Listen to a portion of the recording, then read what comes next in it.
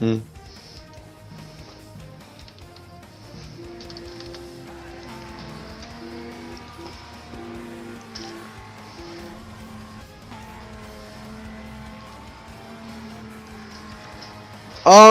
Yeah, I feel pretty good considering this is my first race of the season that I am doing because I could not be here at Daytona due to me having personal issues in real life.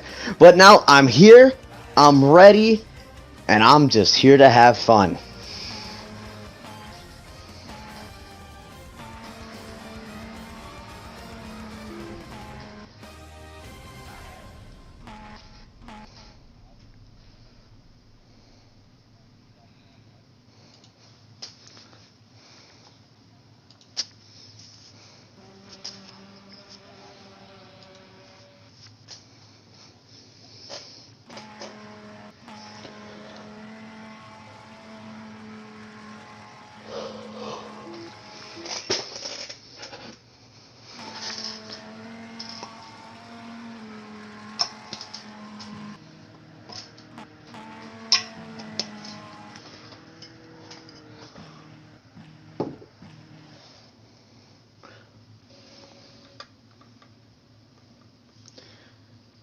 I mean, one that is partially true considering Sebring is so undoubtedly tight that one mess up could send you into the tire barriers or even worse, upside down. That would be absolutely horrible. But there is one thing, Bobby, we forgot to mention. What is your prediction for how many blue flags we'll see today?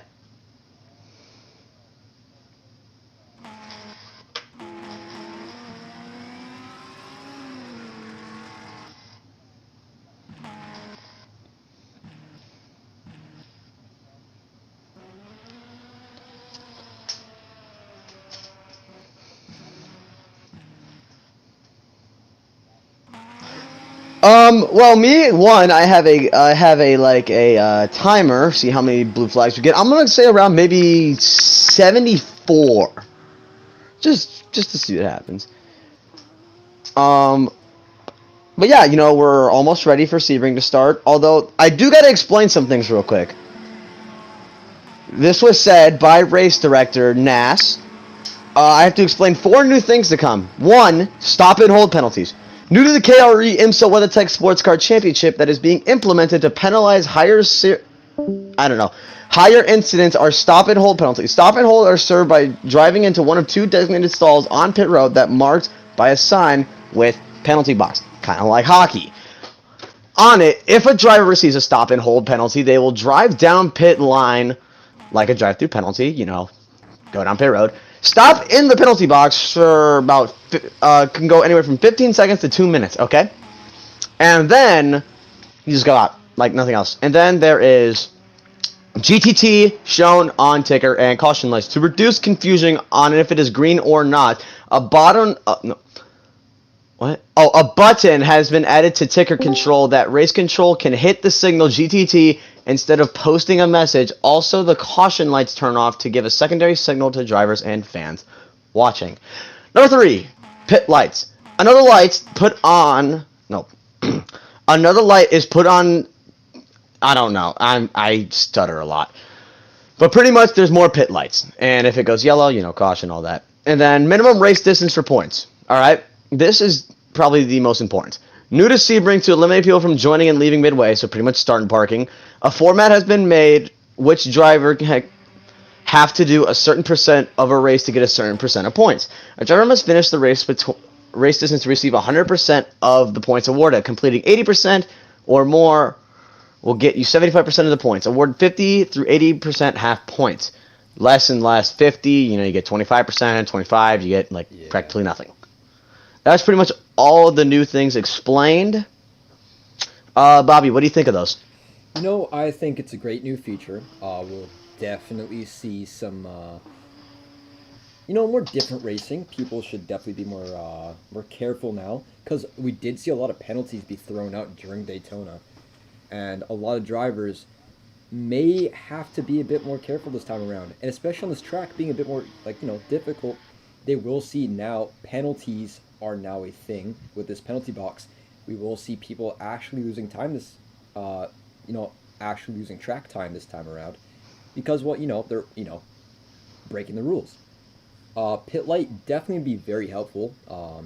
In Daytona, we saw a lot of messages being used on the overhead board, and things such as the pit light and GTT are going to be very awesome. Instead of having to keep on posting messages, and the race director can just do a bit more simple this time, and I think it'll definitely be a bit better. For the minimum race distance points, I find them a little interesting, but it's a bit more fair if you think about it, because you actually make someone have to finish the race. So I think all these rules are very helpful. They're going to define the series a bit more, and we'll see some better racing. All right, well, thank you for that. I think before the cars roll off, we should probably get a look at the injury reports. I don't know where they are, though. All right. The injury reports, is that what you said? Yep. Wait, I think I just got them. All right, well, injury reports for the 2 hours of Sebring are... Drumroll, please, because I need the picture. We're going to give it to Nas. Nas, please explain the injuries. Oh, okay. Okay. So, Fortune Brothers, they are unfortunate after their agent and Bubble getting disconnected and Little Man getting disqualified. System blue flags. He had blue flags probably every 2 minutes. That's where we got the joke. Oh my God, we had so many blue flags. In Daytona, and then race control. That's me. I probably hit it 300 times. That's an exaggeration. It was more like 100 to 150. Who else? Oh, we have Carter getting sent to the Shadow Realms. He got sent into turn 1. And then Blake T pooped his pants after Agent sliding across the track. Oh my. Alright, that is the injury report for the Mobil1 2 hours of Sebring as we wait to conclude unofficially what we're going to call it, the 4.4 hours of Florida. Because, last week or a few weeks ago, 2.4 Daytona. Now it's the Mobil1 2 hours of Sebring. As now 5 minutes to pacing, ladies and gentlemen. We are all so close to getting this underway, as I'm going to take a look at the points. Currently, your points leader entering this weekend for the... Where is it? Where the sauce is? Oh, there it is. Black, is it not? In GTP, your points leader is Cut with 376 points after getting 26 points during qualifying and the 350 win points dedicated to that. In LMP2, your leader is Corey after getting the 35 points for pole and the 350 points for winning the race. That is a perfect weekend. And then for GTD, this could go to anybody in any time. It's a 30-point deficit from Napa and Blake. After Napa got 382 points compared to Blake's 355. It is looking to be a decent points battle for everybody entering this race. But, I gotta ask you, Bobby, do you have a pick to win? Pick to win? If you guys did see Daytona, we did see a big shocker with Cut, also known as Black, getting a really nice swing around on the race leader after crashing in that Mercedes GTP. I think he's very promising, and with that driver, now I'm sorry, I'm bad with names, so I did forget who it was, but the driver of that Mercedes GTP, as far as I'm aware, is not currently here, and this boosts Cut's chances of winning really high for GTP. For GTD, I don't really know. I might want to say Napa, but at the same time, I don't really have a specific pick at all. I did see Jay the Best, in that Rexy car. Not much of a front row fighter, but they could be promising. They were at the back the entire time for GTD, but they kept fighting. Some determination. We'll see how they do. For LMP, who is in LMP tonight? Well, today in the LMP2 category, we have Dale Kaman, Ewan, and Chino. I think that is Chino. These are all new drivers coming in for LMP. Heg. No, I forgot. Heg is the GT. We do have somebody new actually. That would be Drift. Drift is making his debut in that blue Ferrari. Oh, another Ferrari. Corvette and The Ferrari blue number with a 47 lot of Ferrari. cars this time around. And just a little like side etc. thing. I have a spacebar clicker to see how many blue flags you get. Every time you get a blue flag, I just press a spacebar and that's it. Whoever gets the closest will be the closest. But as we wait to pace, now we do nothing for the next like 3, maybe 2 minutes until the cars roll out. But I do want to talk about Sebring real quick. Sebring has always been a difficult track. Oh, yeah. From when it was first built in the 50s, when it was a abandoned airport from World War II, to when it raced Formula One back in 1959 for the inaugural United States Grand Prix, to now what it is today. A motorsports mecca and a track besides Daytona, Indianapolis, Le Mans, and Nürburgring that you want to win at. It's a track I've always wanted to win at. The track probably these guys want to win at. But now as we wait, the yellow lights are on, so that is close to signaling that we are ready to go. Let's make sure to lay out the field here for everybody. We have Black in first on pole for GTP, Broom right up behind him. Pablo in third place, I think, in a Cadillac. Yep, and then behind Chino is Ewan in his LMP2, and then Dale come on. And then after that, we have the yellow Lamborghini of Rasco. And behind him, we have Napa. As the cars officially roll out, we got Napa, Drift, Robert, Pink, Kart, System, and who the hell is that? I don't remember. Alright, let's see this pace lap begin. Drivers warming up their tires, ensuring they can get that heat into them. You see cut there, rounding into turn 1 there. Yes, it is partially true. As if you don't know, IMSA does a thing where they spread out their starts. There are only 2 GTPs today, so this will be easy points for both DJ and Cut today. But even if there's 2 cars, we're gonna expect something decent. The Cadillac and the Wheeling Cadillac and the Porsche Penske are looking to make something happen here today. Not too far behind. We do have a feature of Pablo chilling in his LMP, who he will be leading LMP with. We'll see a decent 3-way battle for the lead. A duo fight, the P1, P2, and GTP. The most interesting class, I would say, would have to be GTP with all those cars. And we'll see huge skill split possibly. And we will see a lot of fight. That is partially true. You can expect almost anything from Sebring. But, at the end of the day, it is all up to turn 1. Turn 1 can change anything. That's why I'm going to be focused exclusively on the GTD start. I will be saying green flag for all the starts. But GTD is going to be the interesting one. You want to know why? Because it's got the most amount of cars. That is true. It's a very piled up turn. Really eased out left-hander, but that could really make drivers overlook how clumped up it can really get, especially in GTD when all those cars are right up next to each other. Being 3 wide into a narrow track like that is not preferable. True, turn 1 is very wide, but watch as you slowly make your way up into turn 2. It gets really tight. You don't want to be in a 3-wide situation, and you want to have your placement figured out quickly. Then you're going to make your chances of passing coming into the bend at turn 6 and turn 7. That's when you get that tight hairpin. And then, yeah, that's honestly your main passing points, unless you stick the driver ahead of you from 13 to 14, 15, and coming off of 16 to 17. That huge straightaway is a great passing opportunity for cars.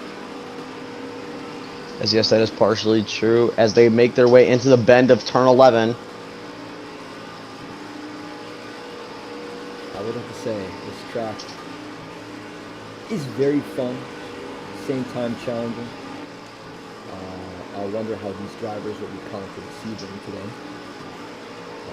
Hopefully they use the track limits to the fullest, because Sebring is a very odd track when it track limits. You can go really wide in some places, and you will get a penalty for just slightly cutting another corner right after that.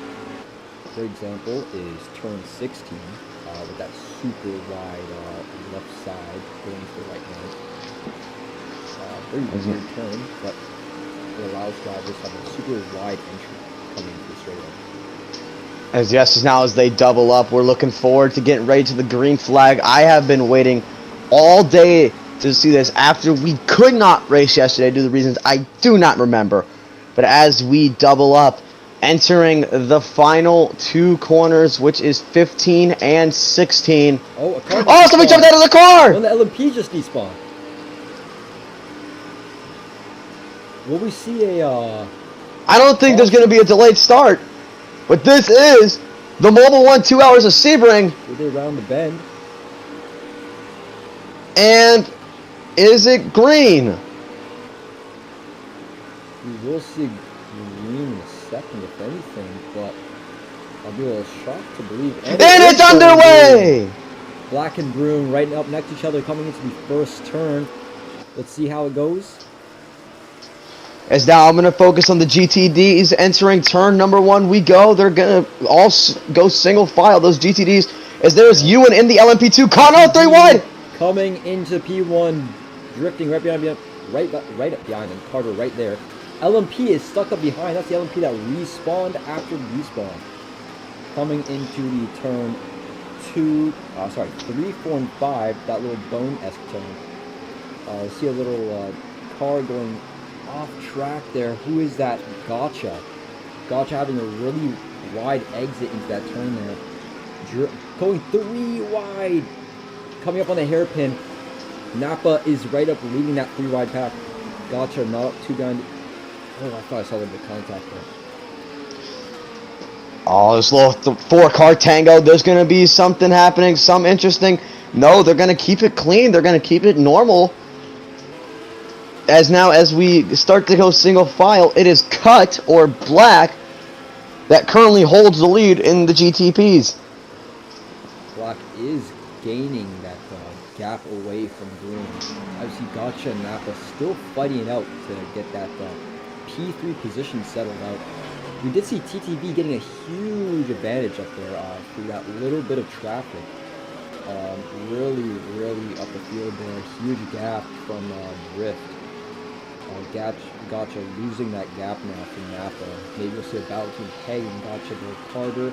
Oh, we see a Ford and Rexy fighting there. I think that's Blue and Jay the best. Blue getting up ahead. Jay is falling behind. Let's check up on our LMPs. As now the timer's back up. That's Drift. What a move! That'll give him a position. I think that's for the GTD lead. So Drift into the GTD lead as now Napa slides into second. Is Cut will lead lap 1 for the GTPs. I think we see, I don't know what happened with TTV there. I don't know how he went from P1 all the way back to P4. Something's up with that yellow Lamborghini, or is that a Ferrari? I do not. That's a Lambo. That is a Lambo. Something's up with the yellow Lambo. That's going to go side by side with his manufacturing teammate. That is Robert and Rasco. They're going to go back single file. Is now it is all calm. Robert. Into turn 1. Let's see if TTV can pull off a special little move here in turn 1. Really gaining some time. Oh, really wide into the sand. That's going to lose some time coming into turn 3. Let's see who's later on the brakes here. Whoa, wow, you really see that time game there up to Robert.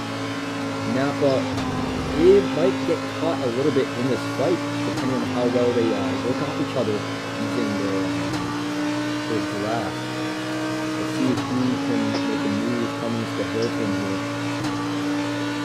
As I'm just going to talk about this real quick, the LMP2 Ewan, who had that respawn incident, has crawled his way back to second after passing Dale Kamon, and he's now second in the LMP2 class. Oh, but it is currently all up to. Oh, that's Dale off the track. Dale off track. Dale off track. He had a 2.4 win, but then it got voided because it didn't count because it was not streamed or broadcasted anywhere. So there's no found footage of it except a finished clip I have. As now he is off the track again. This LMP2 is struggling. I remember Pro Tour was a really big contender in the LMP class during Daytona, and was really pushing for that win. Very vital driver. Someone I always referred to during the broadcast and was always going back to. Once I want to check up on LMP, just want to throw that out there. Let's check back up on our GTDs. It's got I'm keeping an eye on the GTPs. It is cut now, currently still with the lead with a 3-second gap, 116 minutes to go. Here in the Mobil1 2 hours of Sebring. Drafting up to Napa. We're going to come into the sunset bend. If Robert just takes that inside, he will get that pass. Napa a little bit later in the brakes, here comes the bend. Robert, a lot of speed, can he carry it off? Will he make the move into turn one? Drift is just pulling away. That is true. Into turn one, they're gonna go side by side. They're banging doors. They're door banging each other. Here they come. Oh, Save it for contact. Robert there pushed him to the wall a little bit. Is what I've learned from the past. Oh, that's Raska way off. So wide. Whoa. I am gonna let you know real quick, Bobby. One thing we have learned over time, well, I've learned over time, is that Napa does not take anything from nobody. He really doesn't. As we can see him there, bumping the rear of Robert a little bit. He really is going to be aggressive at this position. I think they're fighting for P2 here. Is now, yeah, they are fighting for P2 currently. We had a battle for second place in the GTD category. The Lamborghini goes off. There goes Napa. Getting past. TTD might take that advantage off the speed there. TTD will attempt to make that pass coming to the slight S's of 8 and 9. Going side by side back there. TTV looking to make something happen, Bobby. You know, this man has been he's been on and off all day. I'm gonna go real quick, take a look at the LMP2s. Dale Camon has fallen way off the pace. Look at the gap. Look at the gaps real quick. 13, 21, 33. Because I'm currently following. I would like to mention from Daytona, we have seen a driver like Haig. A lot of Ferraris, actually. I'm mainly just going to mention Haig here because he was one of those Ferraris. He was involved a little bit in some incidents, but a little bit of contact incidents with the faster classes. And I wonder if anyone's going to be a little bit wary of the Ferraris still, like they were at Daytona. Robert going to ride there. What was that? You know, we have currently and even though the race has just started, we have completed 3 laps. Got a long ways to go, 114 minutes. As that's Ewan, the LMP2 second place, goes off as the current leader of the LMP2 class. That would be the where is he? That'd be Chino. Chino leads the LMP2 by a huge margin. Honestly, we have been focusing. If you realize, we've been focusing more on GTD than we have anything else, because that is just so entertaining. It really. Oh wait, Black's stopping on track there. What just happened? Black is in the wall. But he's got to slow down. He's got to slow down. That's gonna give DJ a great. Stopped heavily coming into that turn. Oh, he's off again! He's cutting grass again! He's got lag! He's got lag! He's lagging heavy. Hitting the wall once again. Broom will make that pass. Oh, he stopped! He stalled! That huge gap will fall with Black. Where is he? Where? Boom is where's DJ? Right Where is the... Oh, DJ. DJ is the leader of the Porsche Penske. He takes the lead of the Mobil1 2 hours of Sebring. I just noticed that. Out of the final turn, past Sunset Bend, and under the Michelin Bridge, DJ, the new leader. Black finally on the straight long after Broom was. What happened to cut? Well, we must figure out. I'm very interested. I wonder if we can IMSA.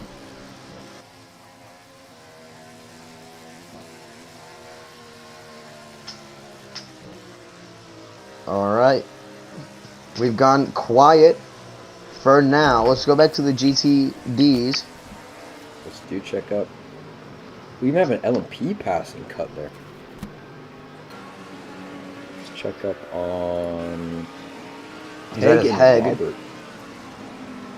That is Heg, also known as Pink. Oh my! Huge stop by Robert there. Heg almost Robert making goes contact. off. That's going to give Pink third in the GTD category as Drift. Drift and Napa have a huge gap. I don't think we'll see much contesting when it comes up to the pits, though. I'm going to go on board with Napa. Let's check Napa out. Oh yeah, Napa is really gaining on Drift. Entering turn 1, he's going to stay momentary. I think I'm going to go on board with him for the whole lap. As we enter now turn 2, past the WeatherTech sign, it's going momentarily decent. I have his telemetry up as well.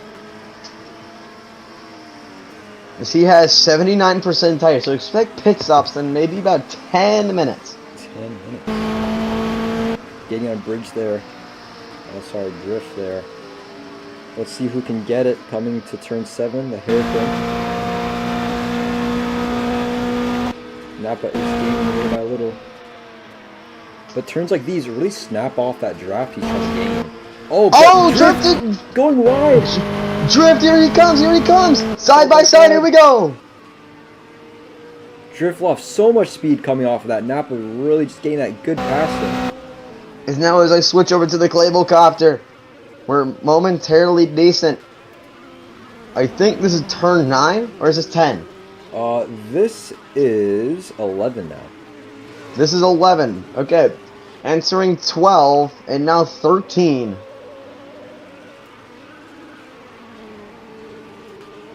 I think Napa's going to hold his position here. I don't think Draft can catch up that much. And going wide once again off of turn 13. Down the backstretch. Into 14 we go. Is now entering 15. Napa using those track limits to his fullest there. Into the Le Mans curve. Really nice entry there just now. Down the backstretch, he's going to enter Sunset Bend. I'm getting used to these corner names. It'll be easy once you get to know them for quite a few minutes. Entering Sunset Bend. Really nice entry there by Napa. Making that ideal distance you want from the wall. Usually when you come off that turn, it may seem weird, but you do want to get pretty close to the wall, almost brushing up the side. I got the turn names now. Got the turn names. Entering turn 1, we're just going to say momentarily clean and all chill. Oh, We're just going wide there. everything's looking pretty chillax. No traffic. No blue flags yet. That is good. Broom is slowly gaining and flickering his lights on the backstretch. Into the bend we go for some reason. Maybe he's signaling the pit? Maybe a no. He's not pitting. He's quite wide from the pit there. He is gaining on the GTDs in a moment. He will be looking at them coming into the next few turns. You know, everything's going momentarily calm. You want to know what race I'm excited for? What race are you excited for? Detroit. Oh, that's gonna be insane. It will be. To anybody that hasn't followed the lore of KRE or Bubble Studios, that will be the first ever KRE event, Bubble Studios event, whatever you want to say, on Detroit. Detroit's off the schedule, by the way. What? Never mind. All right, so you. Oh, that's right. It is. It got replaced with Road America. Road America for Detroit. I mean, I see the issue. It's a tight track, but it's also a really fun, challenging track. It was Coda for the Lone Star Showdown. It's Coda, the Lone Star Showdown. Coda might bring some really weird issues because especially with turn 1. Yeah. Broom going wide there was just about to approach some GTDs. Those two Porsches fighting within their manufacturer class. Oh wait, I just got. Yeah, what do you say that? I just got something. So it's not actually. Oh, blue flag! Blue flag! Blue flag! Blue flag! Blue flag! 3 wide. There's one. That Porsche. All right, but the Porsches. I figured something out. It's not the 2 hours of Sebring. It's the 2 hours and 1 minute of Sebring. Wow. Oh. What a time crunch. What a time crunch. Whoa, Man. Carter, following the wall there. Oh no. What just happened? Is Carter? Carter has been dealing with a lot of lag recently. He's been Oh, he's frozen. He's frozen. I think Carter might be out of this race here. He could possibly be out of the race. We've gotten our first. That's our second blue flag. You can see Boom really entering the GTD class. Oh, see Robert and the Ford really right up next to each other. Those are the two guys that remember. That is, I believe, Sub and that is Sub and Robert. Remember, they had to have a pit lane start. Oh yeah. Oh wait, Robert, is that their third? Robert going wide stopping. He was thinking smart. He was thinking smart. He's let him get out of the way. So we are currently at 3 blue flags. Are you sure Robert just? That is 4. To let him by? Is he not? Is Robert not? Robert is stopped. Oh no! Is this another lag? I think he was letting the other one go by. No, I think he's out. I think Robert crashed? Robert is... This might be a very, very weird technique here to let everyone by. Because you don't typically see someone just come off of a turn 3 there and just stop on track. Completely off topic, but look at this. Look at the gap Pablo has on Ewan. Oh my. We got a GT3 stopped. I think we see a... Oh, we got another GT3 now. That's Carter. We got 2 GT3s around. We got Carter. Remember, Carter has been dealing with freezing. I think he's DNFing. Caution! First caution. Full course yellow. I believe that's 2 cars off track. You might as well throw that yellow out. We'll see a huge. That'll save Heg. That'll save Heg or Pink. That'll save Pink amazingly. Not only to mention, it will save Cut, previous race winner, getting that huge gap blown down after those wide exits he made. System is a lap. System and Carter are laps down. First pit of the race, we have Dale. Wait, we got a car on pit road. There's Dale. Come on. It is a smart technique. Enter the pits as soon as you can on cautions. This caution could last quite a few laps, depending on how long this could go on for. Remember the pit stops. You take about half a minute. That is true. They do take quite a while. But that also means you're getting that first pit stop out of everybody in your class. This could be a deciding factor. Let's check out on Robert. Robert's still stopped. How about Carter? Now Dale come on comes out of pit road. Carter is a track hazard. Where? Let me spectate him. Yeah, he is. He's quite the track kinda hazard. on the. I think he's. I don't know what he's doing, if I'm gonna be honest. I think they're just allowing him to see if he could fix a lag and hop back on track. But he is really suffering here.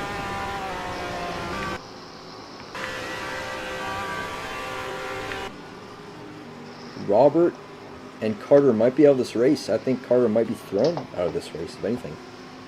Dale approaching him. Oh, let's see, nothing too stupid here. Oh, Dale almost hitting Carter on track there. I think Carter might be thrown out of this race in the next few minutes. Carter could possibly DNF in his Uhu Bruley Skincare Porsche. Not sponsored. Yeah, not sponsored. Let's check up on Robert. Robert is finally moving again. Just now. Robert is finally moving, but he is about 3 laps down. Yeah, here's the field passing by with the LMP field and the... I think he was waiting for... he's waiting for his guys. But at the same time, you got to unlap yourself. Or at least join, then you can unlap yourself. Because remember, that's 4 laps to cut down if you wait any longer. Even the race director would say, just go rejoin now. Because we saw in Daytona when we'd have cautions, everyone would join up and then I think they would reorder the cars mid caution, or they'll do a pass around, which they do with I think it was Jaded Best, to allow him to go around and get that lap down. So Robert is fine, but is Carter still a track hazard? Let's see. Coming to 16 in a second. Really wide. As I think the best thing about this race is that jump power is at 0. And you want to know why it's the best part of the whole day? And why is it? So, back when we were doing the Classic IndyCar Series, which is still on a hiatus, in the first race of the Firestone Twin 275s at Texas, with 5 laps to go, Ford jumped out of his car because he didn't know jump power was at 0. Unfortunate. Oh, Carter really brushing up against the wall there. That's typically something you'd see during a wind. When we return to Watkins Glen, we will have a little bit of a dark cloud, and that is because, you know, Ford-gate/Kai Gate happened last time at the trip to the Glen. Is that as this is an extended yellow. I would say that means about 2 or 3 more laps of yellow then. We're waiting for Carter. I think they're mainly one, letting the field to bunch back up. Carter to catch back up and Robert to catch back up. Well, so far we have 4 blue flags. 4. That's not okay. I think this yellow's going to throw off our guesses. Also, for the people watching, apparently my mic was turned off at the start, or wasn't as loud. My guess was 83 for the blue flags. Just want to point that out there. Oh. And as Puff here did say, 74, I believe. So, I guess we'll see how many we get. Carter still catching back up. Running a little wide there. Oh, Carter is going to fully hit Carter! Jimmy Carter is going to fully hit the wall there. Robert's waiting for just the... Is he still waiting? Carter is still a track hazard, I'd like to mention. Robert has parked once again. Where is this? I think he's waiting. I think he's waiting for the cars. Is this into the sunset? I believe it is. Yeah, that's exactly what he's doing. That's what Robert's doing. I'm wondering if the officials will just tell Carter to just DNF. He is quite the track hazard. I mentioned that multiple times. He has been real jumpy on the track, and he's just been fully hitting walls due to his lag. He can take some turns really nicely, and then all of a sudden he just lags and he just fully rams something. We'll see Robert getting pushed by Carter. I think Carter just went off track again. Nope, Carter is on track. We have Pits are an hour, in about 9 seconds. We'll have an hour and 38 minutes left to go. That's great. Everybody enters the pits besides Jade. Do not like speed. Yeah. Because you will be effed. We saw a lot of that in Daytona. A lot of speeding. Look at this perfect pit stall entry from the 31 of cut. I know, right? Beautiful entry. Dale getting out first. I don't know why. Dale really didn't have that much to change, so that's expected. Why did he go down pit road? He pit already. I have no idea. I could not tell you. Broom exiting second. I think we'll see Cut exiting right after him. Oh, it's Pro Tool. Pro Tool and him going side by side. Pro Tool taking the initiative of going behind.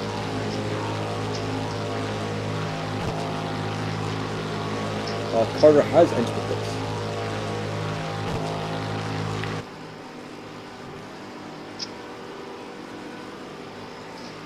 A little contact tool, Pro Tool and Cut there. Will Robert do anything? Robert is still on the same turn. I think Robert is like physically looking for fixes for his lag. Let's check up on. Let's see our GTD here. I mean, it's just wherever you look, there's an incident. You know, here, there. It kind of seems like everywhere. That is true.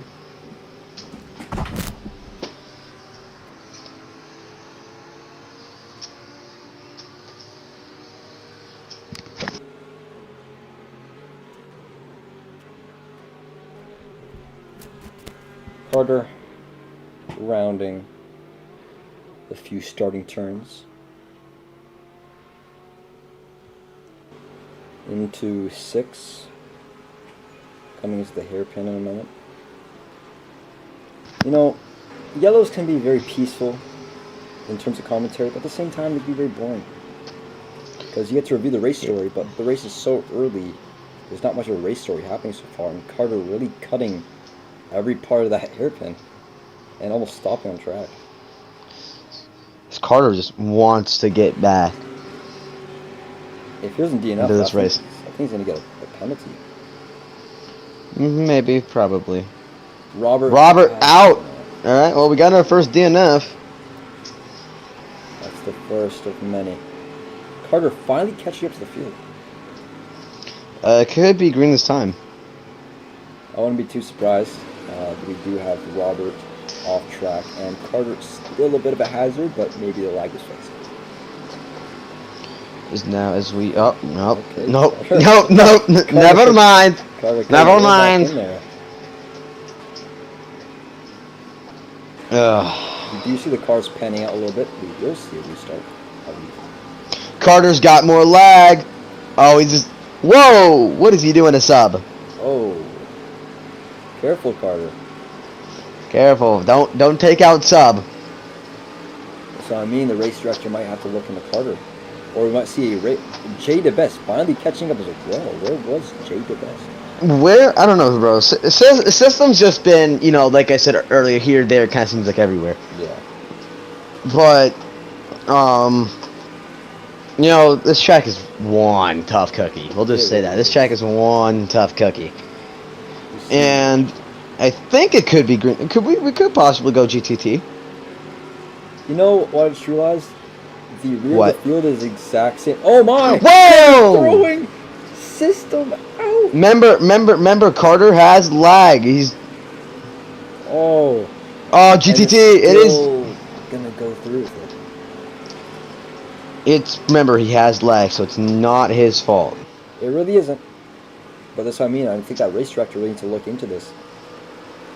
Green flag off of the sunset. Not even going side by side, single file. All right, friends, neighbors, ladies, gentlemen, we are back under green in the 2 hours of Sebring. Broom keeping that lead. You see a tight fight. Look at that! Oh, Look at that flagman wave!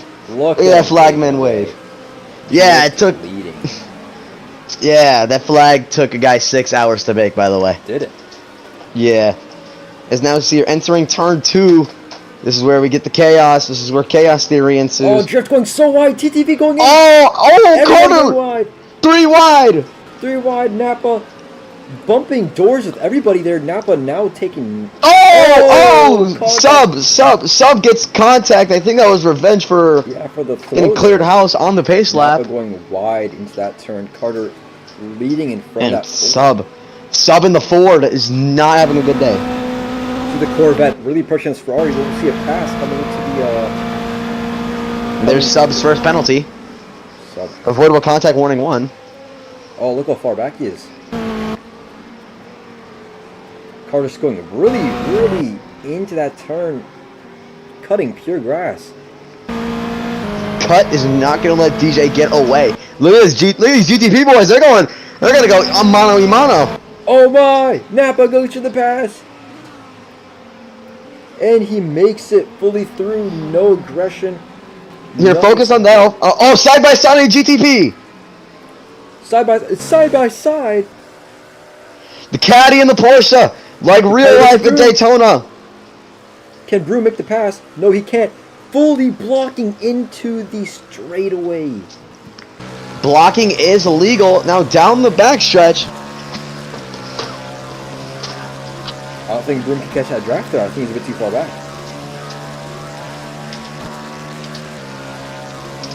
Entering now Sunset Bend. Oh, Broom going too wide there. That's going to lose him a lot of time. Let's check back up on our LMPs. Pablo really fighting with Dale there. And making the pass. You know, Dale had that early pit stop and had that small skill issue. That is true. Pablo taking the lead from Dale. Or I think it was the other way around from earlier.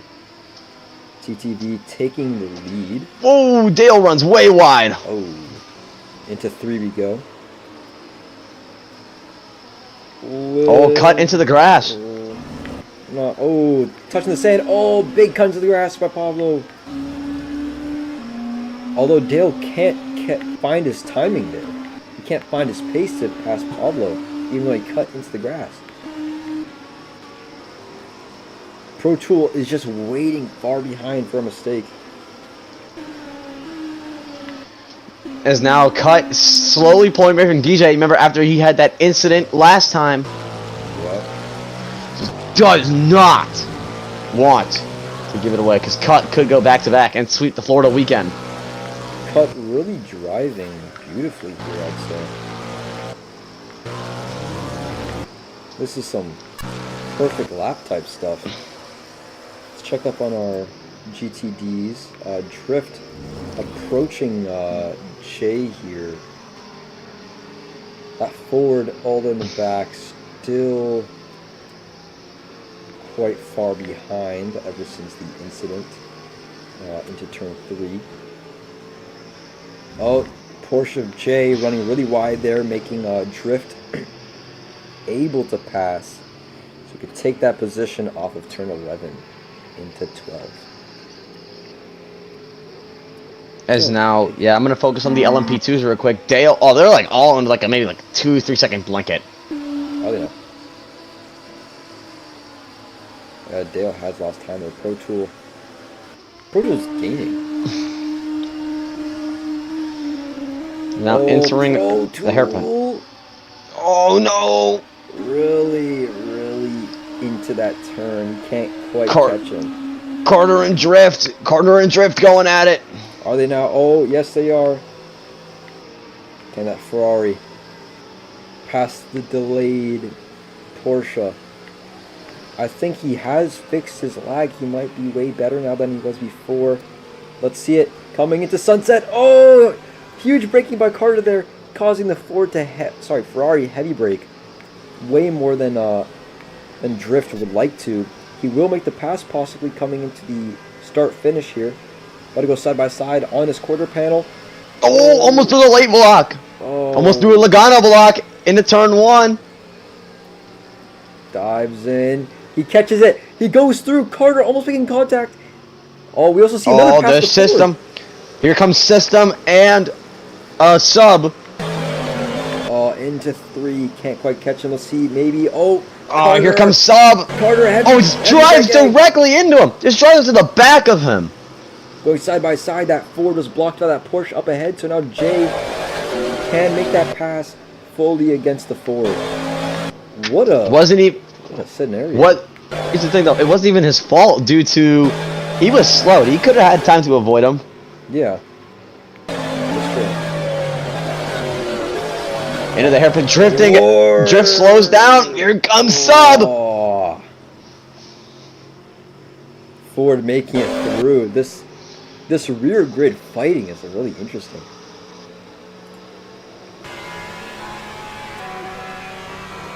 There's now Drift. Drift is not. Rasco is actual. TTV is the lead. This dude has an enormous gap. Very, very enormous gap. How's Napa doing? Nobody hit? No. Really. Napa's just on a Tuesday drive. Yeah, nice little midday drive. Nothing blocking him, nothing chasing him, really. And it's kind of sad that the Mercedes GTP of Bubble is not here. I think I had a problem with Jay because that Ford has got past both Porsches. Oh, Sub is just now on the hunt for Drift. Seeing a huge remember the Ford is Pretty But scary. wait, remember, Carter and Sub had that incident under yellow. Oh, Sub's off. Here comes Carter. Carter's finding his time. Gaining. And then Drift. Drift gets Heg. Drift passes Heg. Oh, they are fighting pretty close. Carter's gaining. Oh, but off his turn, Carter does have quite a few problems into the Sunset Bend. I've seen that regularly. Oh, he touches the wall. Bounces off. We'll see Jay in that Rexy car make a huge pass on Carter. Carter will be left behind in last place for his class. We catch up on Hagen Drift fighting into turn 3. Yep, Bobby. Bobby, you were gonna take over for about 5 minutes. I have something to go do real quick. Alright. Let's see it. Egg. Still trying to fight with Drift a little bit. Once he catches that draft, we will see a very fun fight happening.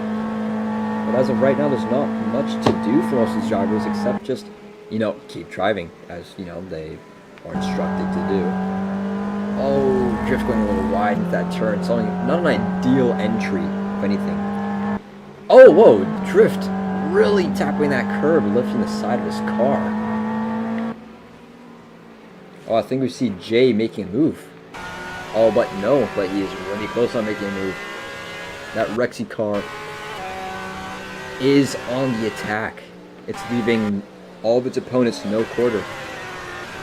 Really deep dive. He loses a bunch of time, though. Into turn 10. Unfortunate to see for Jay.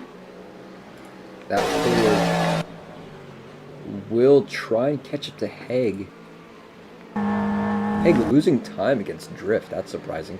Let's check up on our GTPs. Black with a 5-second gap from Broom. LMP, let's check up on... Check on Pro Tool. Pro Tool. Pablo not too far in front. It's a possibility he can try and fight him a little bit. But it might take some time. Oh, yeah, that is quite far ahead. That is a roughly 4 to 5 second gap. Dale himself is pretty far back, too. That's about 3 turns away. Let's check back up on GTPs. Egg still trying to drift. We should probably go check up on the GTDs, as currently Rasco has about 11-second gap. Oh my. That is quite far into the grid. Mapper Boy is not even that close.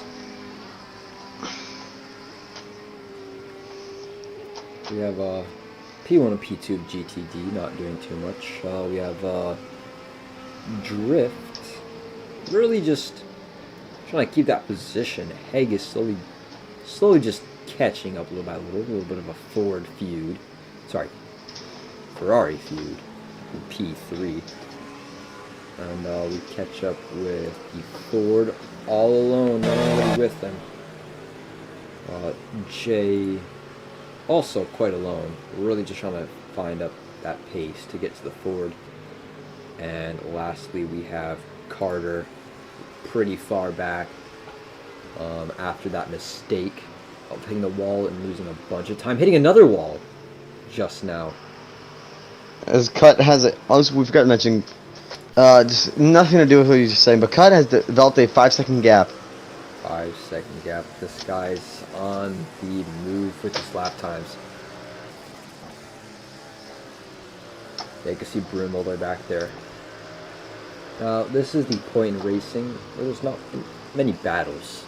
It's kind of, I like to call it dead racing, where in endurance racing, everyone's either too far back from each other or you're all alone, there's no one really around you. This is also, it's pretty much every motorsport. They always have their dead spots and they have their entertaining spots. That's what we're currently in a dead spot. Wait, I see a GTD. Are we gonna see it? You see a pass, but that is Cut. What happens? Can Cut safely pass Carter without Carter making a funky move? Blue flag. That's our 5th blue flag. Oh yeah, love blue flag. Flickering Carter.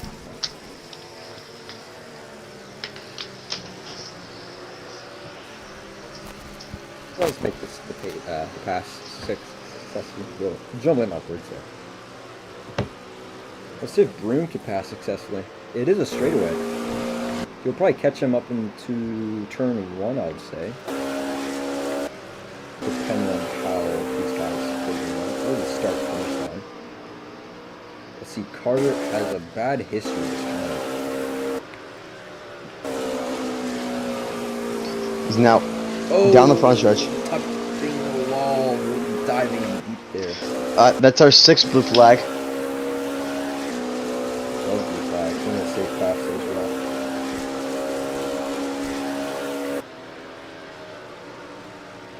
Let's check up on Pablo. Pablo and Pro Tool. The gap is not too far. Not much to see here. So far this race, any of your picks have changed for wins? My picks have not changed. That is our 7th blue flag. Oh, he's passing Jay. We're probably going to see our 7th. Justin over that Ford. Oh, really running mine like that. Now, a problem with GTDs in traffic, in my opinion, is that they feel it's necessary to go super wide or ruin the race to let these cars by. In reality, you don't need to do all that. It's the faster class's responsibility to get by you safely and not ruin your race. Because they're faster, they have the responsibility, and they should take the initiative of not trying to spin you around. As long as you guys both comprehend the fact that one person should pass another safely, that's all that matters. We have now officially 10 blue flags. 10. 80 minutes left. I think we. That's an hour. That's an hour 20. Is now sub is under review. Black and wide there. He will be catching up to the 2 Ferraris in just a moment.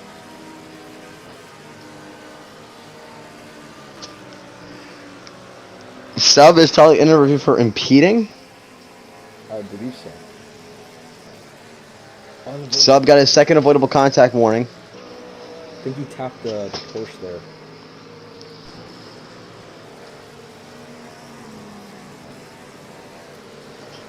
Black. Oh, that Ferrari drift touching cones a little. Wide dive from Black. Let's get an onboard. That makes it fast. Those 2 cars.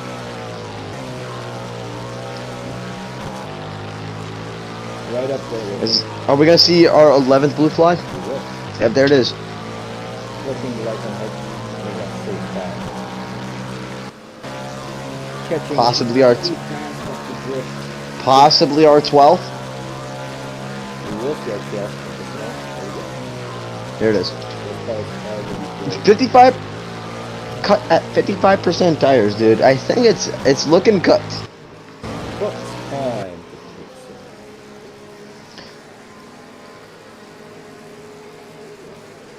Alright, we'll see Broom causing the next 2 blue flags. Looking like some drift. Safe path. Nice. Easy 10. Won't catch him, I think. I think the blue flag will be activated into 11. Yes, it will. Making a nice, safe inside pass. You know, another thing about traffic is when a hypercar is stuck in traffic, the other hypercars will take advantage of that. At the same time, the hypercar that's in GTD traffic, for example, it will cause some GTDs to get closer to each other, making it fun. Wait, when did cut past Napa? I'm just realizing this now. Was there a blue flag when that happened? Yeah, I think so. Alright, so that's 13. It was a simultaneous blue flag during Broom's passing of the 2 Ferraris. Alright, well, so it's 14. Yeah, should be 14. We will see our 15th. Jay the best crashing? What? I just missed that. Where is Oh, Broom tapping the wall there. system out? I wonder where. No yellow flag though. No caution whatsoever. Broom catching up to Napa.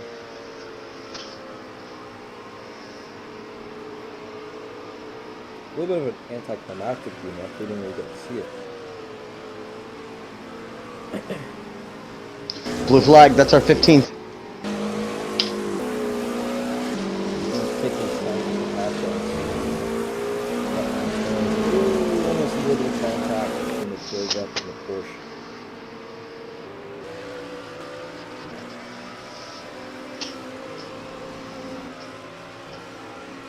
Unfortunately, Rexy is out. Car that I was kind of rooting for.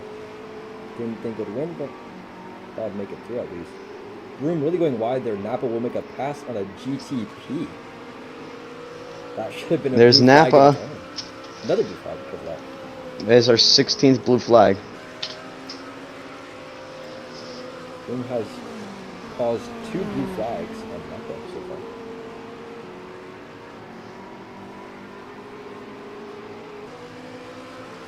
Circle and black. Oh no, I think that was a simultaneous one because black was passing TTV, but it might just count as one.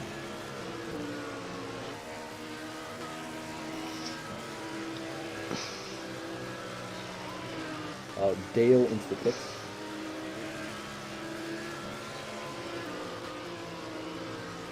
Let's see what's going on. Any fights in GTB today?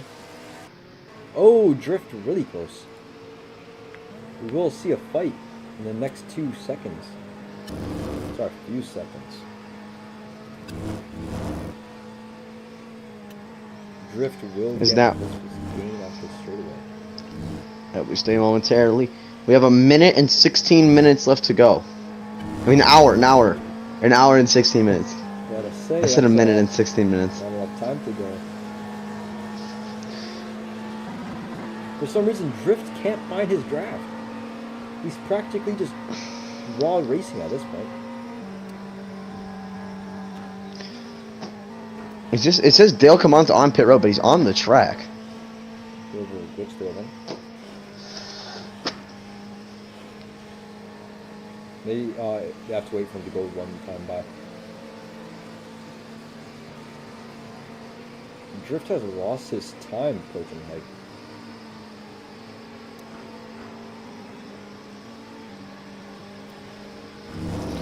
Now the entire GTD category is 1 lap down.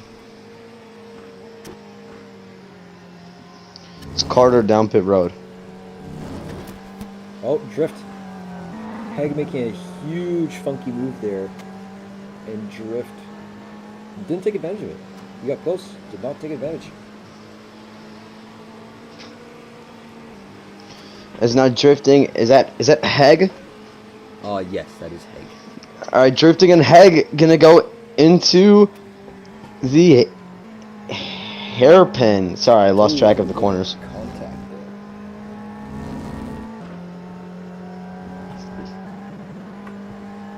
Drift really They're trying to pro- pass. Practically bump drafting. Just barely. Sebring's a very odd area to drift on. It's you'd only want to do it on the straightaways. Catching someone on the wrong turn can lead to a very bad result. Going for the instant Now Pablo on pit road. side by side. Both the Ferraris, Drift makes it through. Dale, come on, respawn his car. Oh, still side by side. Heg making the fight back, and Heg cutting back into the lead against Drift. Dale Kaman was stalled on the racetrack. Was he? Just sitting. That's unfortunate. Heg maintain that lead onto 16 on the straightaway. They will go side by side. All that matters is that who's going to get ahead into sunset here.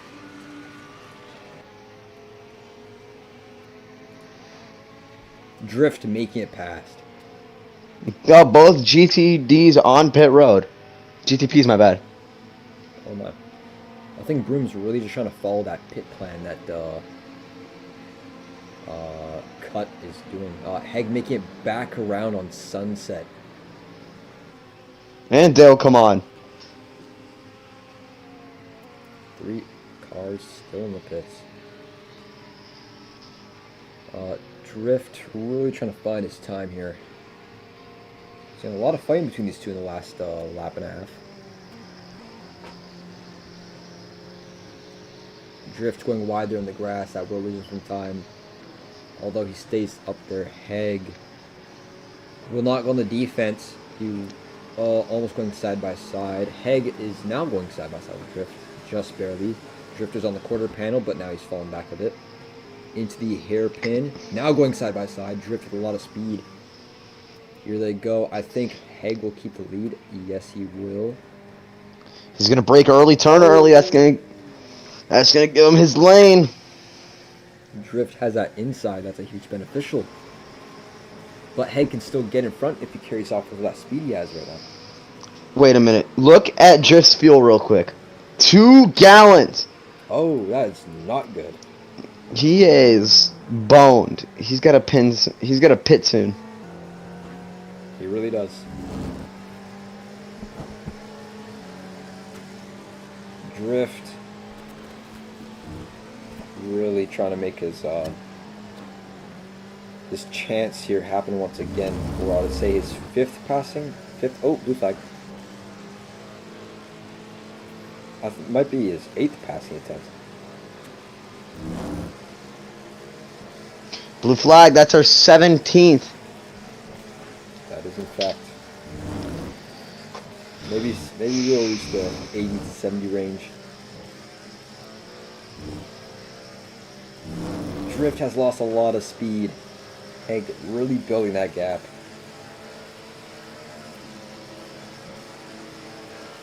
TTV into the pits. I think we'll also see Drift into the pits as well. There is cut. Ewan gets an avoidable contact warning. That is a LMP, right?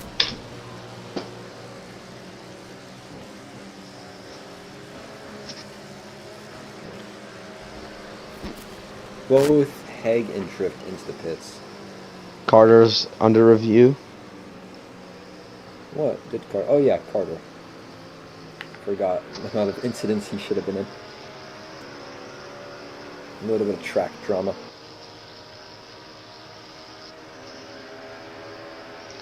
The GTPs have nothing ahead of them.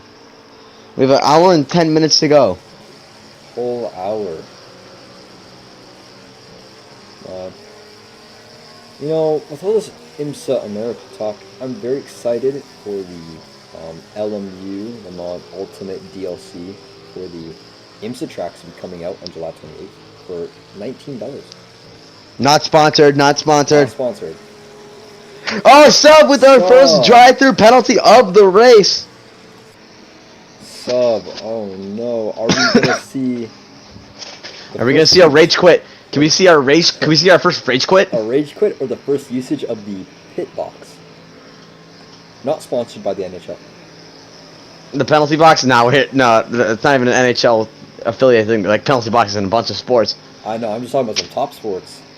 Blue flag out again, even though it's not going to display. I'm going to count that because he lapped a car. That is our 19th blue flag. Woo! Whoa, brother, we're getting close. Where is?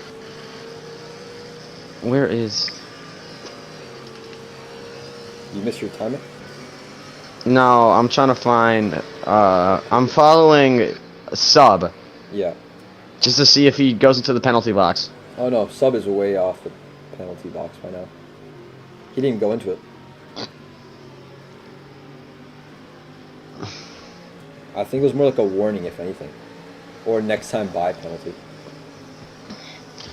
Alright, well. 2 2 minutes stop. Oh, that's like the highest you can go. It really is. That's Pro Tool. Let's see it. Next time by, we'll be entering the pits for a 2-minute stop. Oh, Carter, Carter. never mind. Carter, Oh, not Pro Tool Ewan. must have a jump scare. Ewan probably got scared. He got a jump scare. Shivering, wondering what he possibly could have done. Carter hitting the wall. On the Carter's. Oh! You went into the grass. Oh, that's gotta be a something. Race directory has to look into this. Yeah, gotta look into that on Dale. Come on the incident with Dale. Come on. Carter hitting the wall and Carter. Oh, he's DSQ! We got our disqualified. first disqualification! Carter. Unfortunate. But I did mention he was a bit of a track hazard early in the race, and I guess we finally saw the repercussions. That could possibly be a removal of license, though. That could actually be, yeah. He's blaming the fact he couldn't move his camera, and we have been, and race director Nass has been talking to Bubble and everybody in the development team of changing the camera so it's like free cam, like how it used to be. Oh, that's cool. I did forget these cars are a locked third-person cam right behind the car.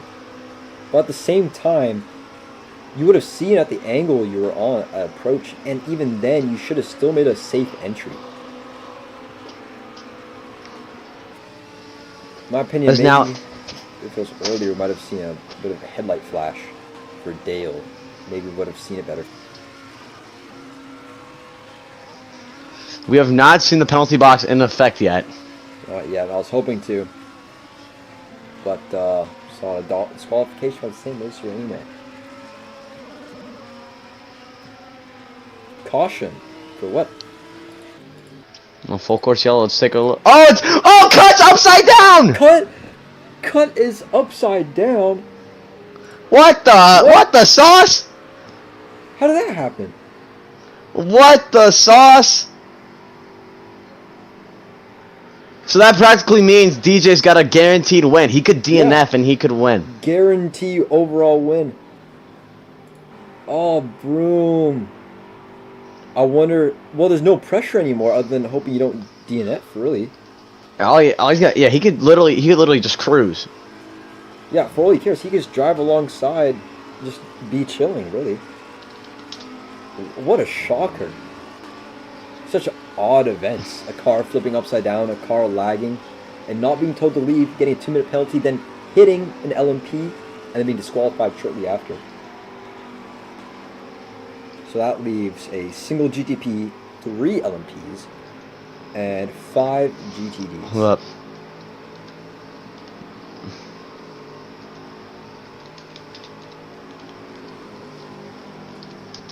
You know, this is kind of like a reversal effect for Cut there, because in Daytona, he was at the back of the grid and made a huge jump once we saw the Mercedes GTP race leader crash into a wall. I think that was the car of Fortune. I think Fortune was driving the Mercedes, and once it crashed, we saw Black take huge advantage of that and winning in the final, I think it was 20 minutes. Mr. Fortune, also known as Bubble, Michael, whatever you call him. He had that incident, obviously. As now we are currently under the yellow flag. We're 4 minutes until an hour to go. How are you feeling so far about this race? You enjoying yourself? I'm enjoying myself. That's good to You know, it's momentarily been peaceful, except for what the heck happened with Cut. Hello. Yes! Welcome, Mr. Nass, to the booth. So, let me just explain what I saw with Carter, because this is probably the stupidest thing I've ever seen in real racing. Oh, brother. So I started spectating him. He was outside of the track, like outside of the walls, driving the entire back straightaway. Are we talking about Carter, or are we talking about... Alright. Yes, it's Carter. So, and then he gets back on track, and apparently Cut saw him drive over the bridge in the final corner, but fall down. So I'm like, okay, that's a... Okay, I'm going to give him like a 2-minute penalty. And then he just drives onto the track, takes out Dale. I'm like, okay, this is... He blamed it on the camera. Was that even possible? No, you can't. You can't. You can't blame it on the... You can't blame it... I don't even know how he got there in the first place. I mean, Nass, haven't you been talking to Bubble to fix the camera to get it back to how it was originally, like free cam? Yeah, I'm trying to get it back to free cam. Wasn't that's the... That has got to be... Now, I'm going to say this. That has got to be the stupidest thing I have ever seen. I hope that is a license removal and a blacklist from racing. It is most like his license. He is getting kicked out of IMSA. I'm most likely getting his license removed.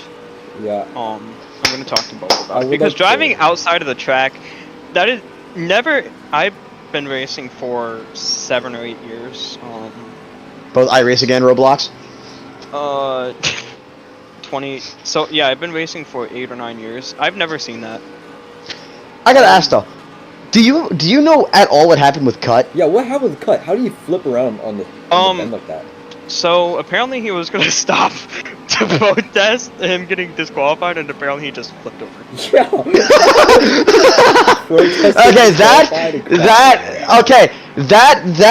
Okay, so what's a bigger skill issue though? That or Carter? Yeah, Driving or outside Carter. of the track.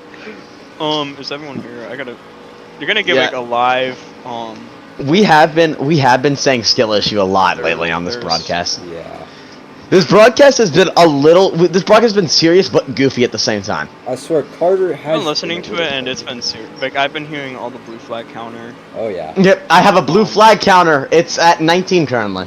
We got Oh. LMP. Oh, Broom keeping that Sigma. Oh, Sigma DJ. lead. Stop talking. Dude, Hey. really? Why? He's keeping that Well, Sigma we got- loner lead into P1. No one followed Okay. him. That's too goofy. That's how we get Bubble to yell at us. That's how you get Alright, Bubble to yell at I'm us. going back to. Alright. Now, I just want to say it was kind of deserved for Carter. I mean, race director should have looked at that earlier. It was a bit of a hazard in general. Keep on hitting. Why would he do walls. that though? I don't know. Why would he do that though? Like it. Like, I gotta message him later on tonight. Ask him what the heck his You should just like hung up morality You was. should just hung up to the wheel at that point. I'm not gonna lie. It was a little funky of him to continue racing if you just kept on hitting walls. Listen, I've seen a lot of things in my days. I've seen, multiple skill issues. I've seen Corey Wilson, right? Yeah. I've seen him flip 3 consecutive times in our now deceased F1 2006 series. 3 times consecutively. Well, actually 2 times. We had 3 consecutive flips, but with different drivers.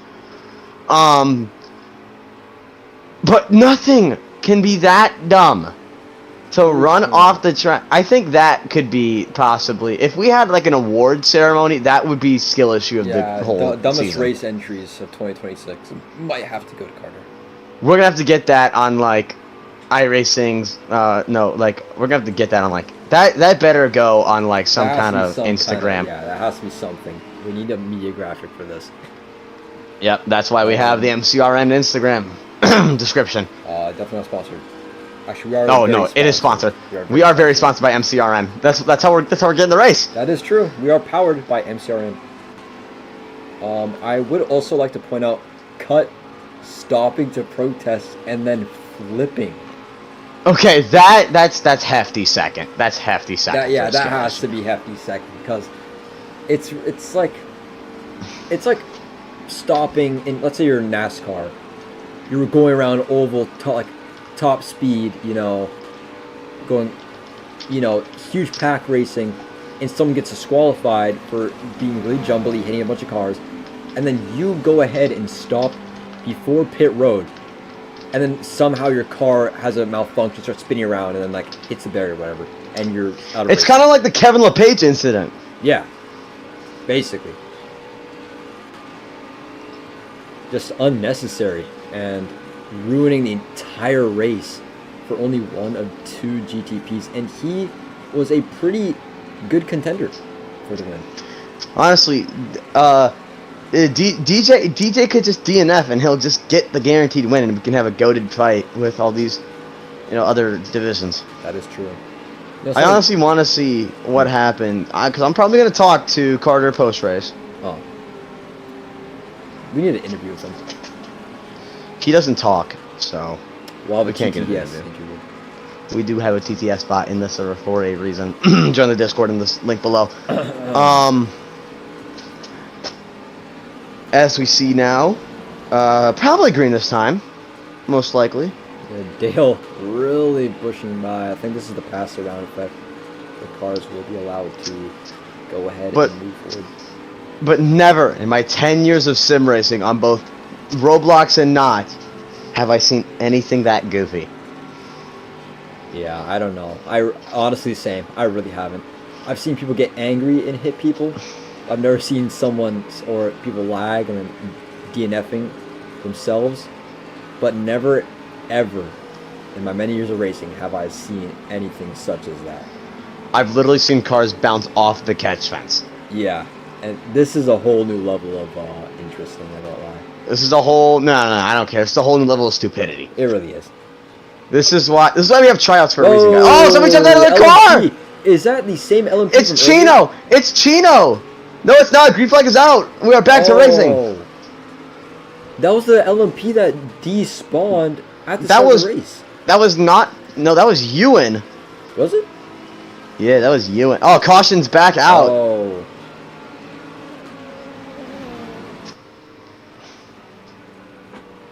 Dale, stop. That was the same guy. That was Ewan. Oh my, that is insane. Let's check Ewan out. is a genius. Really smart guy. Making sure to extend it. Something like that. We did see a bit of a rude comment from our driver pro tour here, catching back up in the field. That is Dale. Come on. And Who I saw posted up on pit road.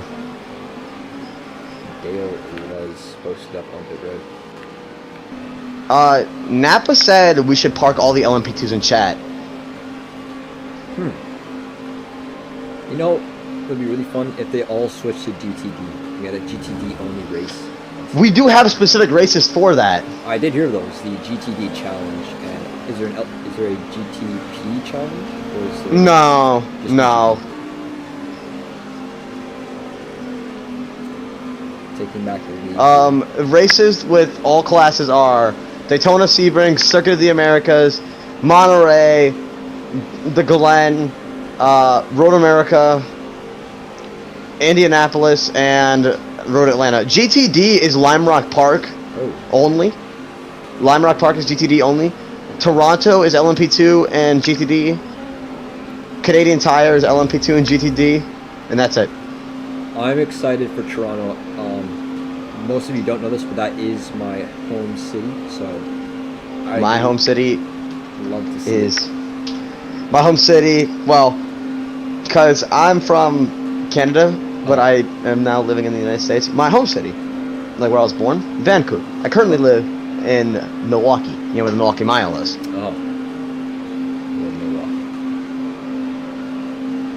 Yeah, Toronto does feature a really nice track.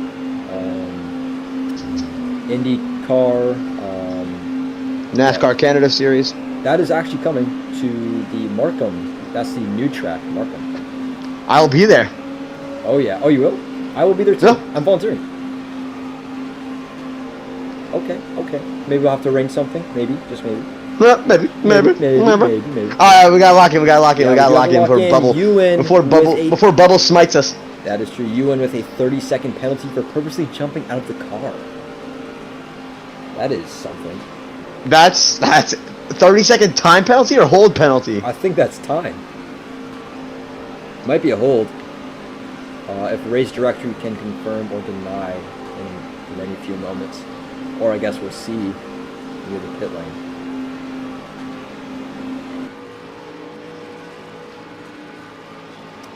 "54 seconds to go, everybody.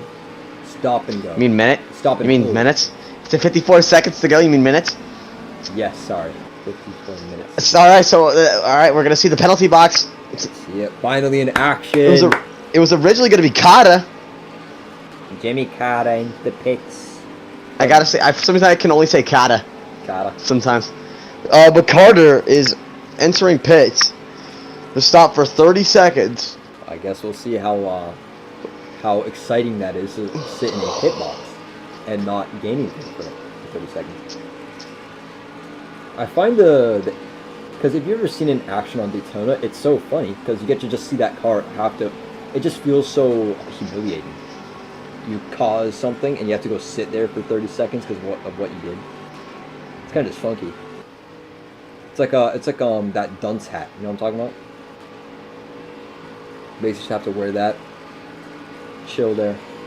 Who knows? I might be spitting a whole bunch of hoopla. Pro Tool.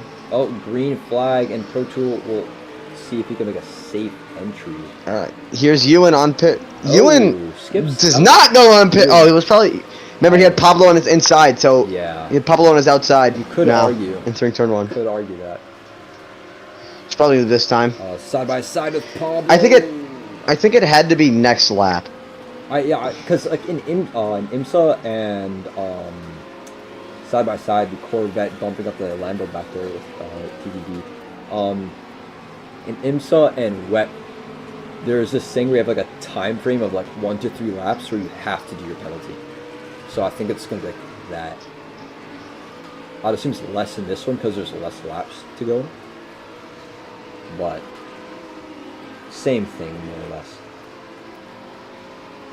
Pro Tool a little bitchy there, hitting Pablo a little bit off the hairpin.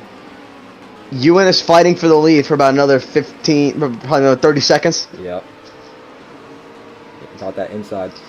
Side by side. Oh, side drafting. Oh. That side draft can be effective, but he loses Pablo, gets it instead. Entering. Oh, Dale. I'm not going to count out Dale. Dale is watching from behind. The Oricas. Oh, yeah. Love the Oricas. Oh. This was a few years ago. We would rather say Ligier as well. Missed the Ligiers. Ligiers are very awesome. Very nice. They're cars. under a second. Oh, lights are on. Finally on. Love night racing. This race usually does end under the lights. Oh, it's mandatory lights on. Ewan losing time in a fight with Dale for P2 now. I think he has to enter the pits by now. I'd be surprised if not. Dale gaining. Oh, Dale's actually kind of losing time there.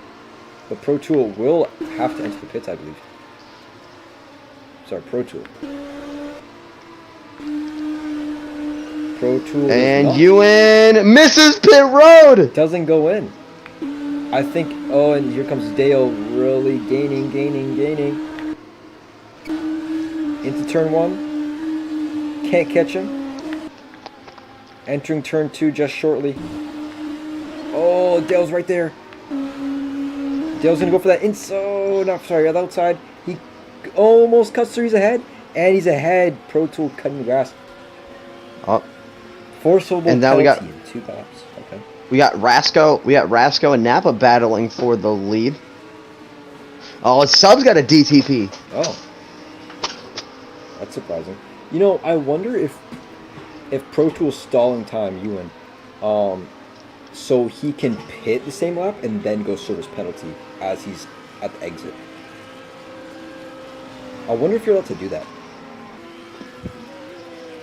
I don't think it'd be illegal because you're still doing a penalty. Into the hairpin. Oh, here comes Heg. Heg is watching those 2 yellow beasts fighting up ahead. Napa trying to keep it up there. TTV. TTV has been a very big contender. Another thing with all these cars, there's not much of a pit battle because all these cautions have been grouping them together and they all pit at the same time. So you've been seeing the same order so far throughout the race. Nothing too different. Heg is getting caught up on by Drift there. Really close. I think we might see a pass in the next few seconds. Oh, Drift! Massive amounts of time. Into 14.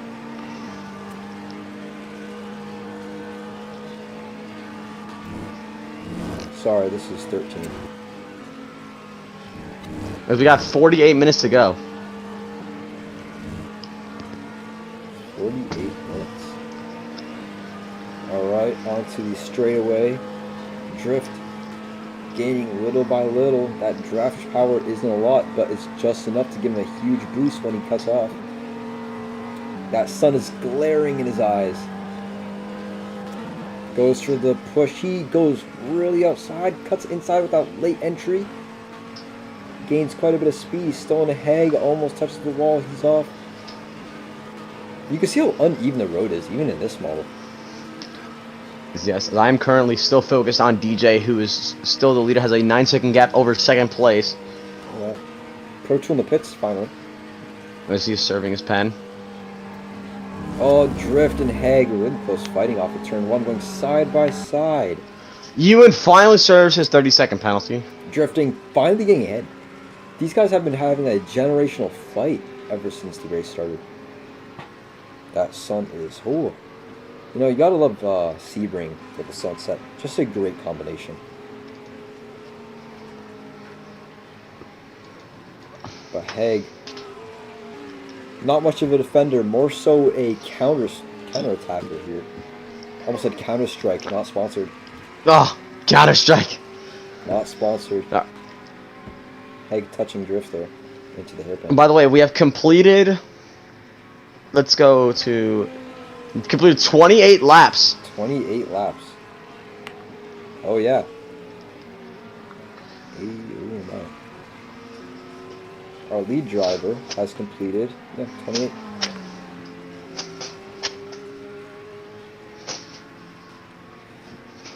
You know, if they did some weird blend series of IMSA and wet tracks, we could be watching 2.4 hours of Le Mans. I wonder, are all these races going to be similar times? Or are they going to strike down the time limits? Because 2 hours of a street circuit, for example, that's a lot to do. That's going to be very fatiguing on a player. Listen, a wise man once told me to embrace the chaos. That's true. All right, but now we see we are. I'm kind of focused on the leader right now. Yep, see that. As currently Pablo leads the LMP2s, and then Rasco leads the GTDs. Look at that beautiful sunset in the background of Rasco there. That is cinema. Just gotta love the art of racing.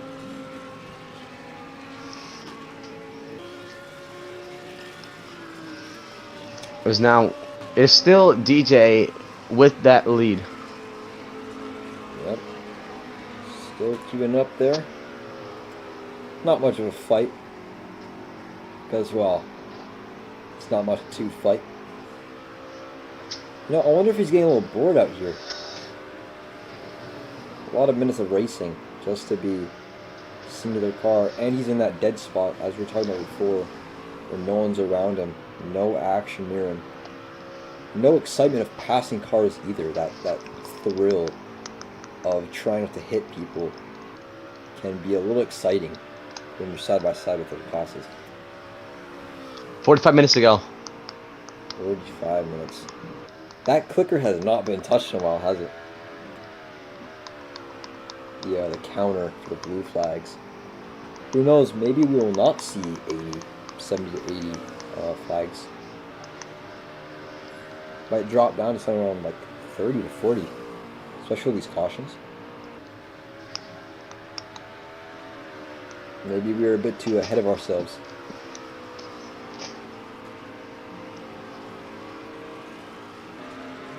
But 4 DNFs, that's surprising.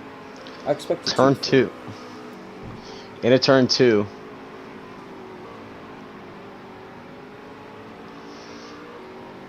Uh, 15-second gap now from the LMPs. DJ has a huge gap. That is true. Look at Pablo from Dale there. That's also in itself a 20-second gap or so. I wonder if any scenario, like any situation happened where he lost so much time. Or is it just pure speed?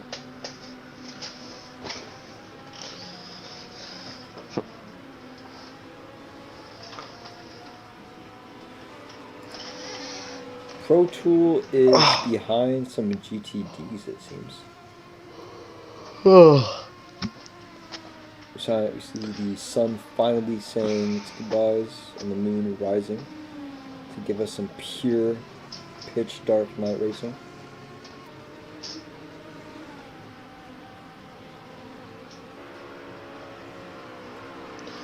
is now into turns 12, 13, and 14. Broom still alone. Nothing anywhere really. Now down the backstretch. Into Sunset Bend. See how it makes its entry.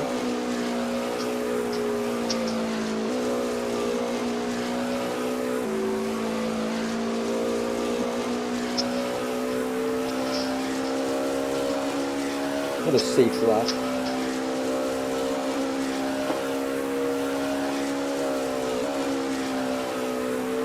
Oh, tapping the wall a little bit there.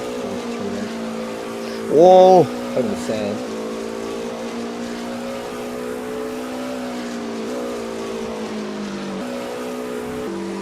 Oh, that weird entry has really messed him up for the next 3 turns. 17-second gap now from the IMP class. See if we got any battles for us today. That Ford has no one nearby. See if Heg and Drift really going at it.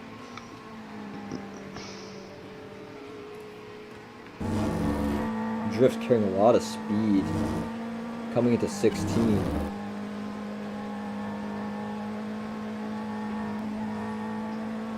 Drift going possibly for an inside draft here into sunset.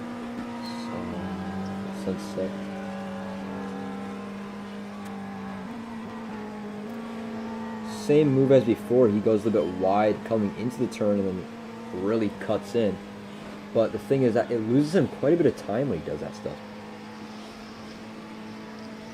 Drift's gap has built 2 seconds, 1 to 2 seconds, I'd say. 1 second at most. We got almost 40 minutes to go. Into turn 1 we go with Heg and Drift once again. Into turn 3, cutting the sand a bit there, Heg. Drift is just driving beautifully right now. Touching every single curve, no sand. Dale is the position leader. Oh, points position leader. That is right. Oh, really deep dive in there for Drift there. A lot of fighting for P3 between these two. Very now, aggressive. Oh, blue flag. Oh, blue flag. That is our 20th blue flag. I think that's Heg being passed by the race leader. No, it's Heg about to be passed by Pro Tool. Oh, sorry, I meant Drift. Drift cutting really into the dirt there. Pro Tool flashing. Blue flag is... Oh! Pro Tool just flipped! Who? Pro Tool, Ewan! He just flipped! Trying to... Oh, Ewan! Oh, well, Ewan got his penalty. He got his penalty. He got his crash gate. He got his spin gate. He touched which the is not how he curb. wanted it. Fully flipping. What a shock. I know. It's just insane. Unfortunate. Really unfortunate. 5th DNF of the race.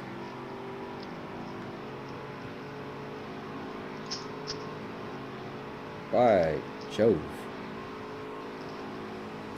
TTV tapping the wall there. Denying pit entry for himself. Now these GTDs really have to catch up to the GTP and the 2 LMPs that remain. Imagine how it feels to be Dale. You have to fight. You have the opportunity to only fight for P1 now. You can only position either 1st or 2nd. Guaranteed podium. Even though it was before, but these are way better positions.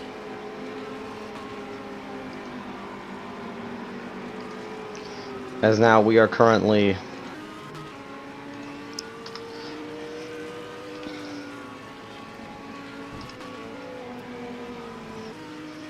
Eight cars left. I think this might be smaller than Daytona. I think Daytona featured 22 cars and went down to about 12.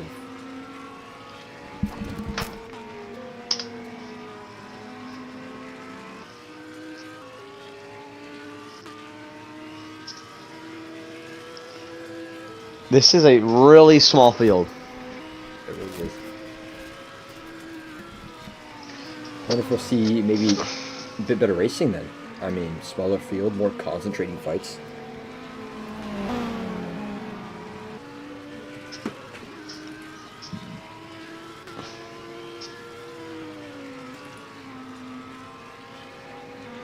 Broomstick. Here comes the field, clumped together into the bend of 17. Pablo leading the LMPs, Dale right up behind him. TTV leading the GTDs, Napa in second, Haig in third, Drift in fourth, and Sub in fifth. You know, if this series featured constructors, Ferrari would be pretty dominant in terms of points. Even though they don't place very high, they still dominantly deploy more cars alongside Corvette, which fights a bit more for the higher field, which we've seen in the last two races. Well, sorry, one race, in this race too, but mainly the Corvette. Ferrari has dominated the numbers though. Porsche before too, but unfortunately both Porsches are no longer here. TTV finally catching up to the main group. The rest of the GTDs have also caught up in just a moment. Beautiful pink sky over Sebring tonight, with everybody finally looping back up together. Still waiting on that Ford, and I believe once that Ford catches up, we will be green by next lap.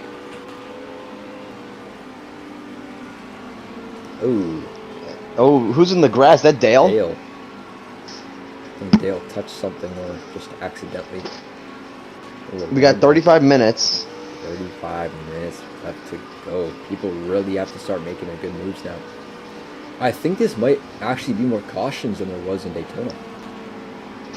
Daytona featured about 4, I'd say. How many do we know how many have happened so far? Like at least 6? I think like maybe 8 safety cars. And how many blue flags so far?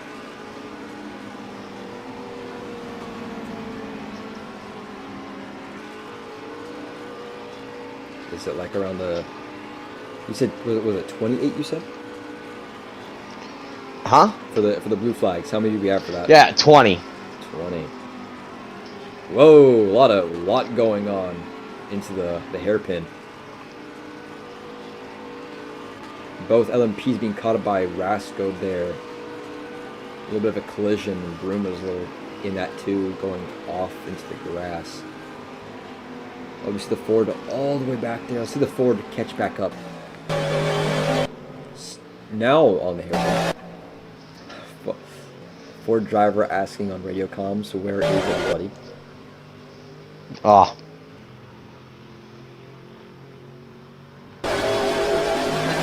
That Ford sure is loud. If you go on board with the Ferrari, and then you go on board with the Ford, you can really notice that difference.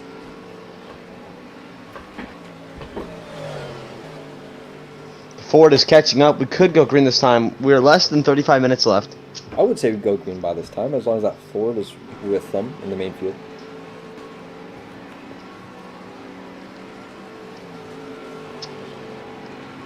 There he is, on the backstretch. Race director just waits one moment. Well, you should be good to go. Let's check back up on Broomstick.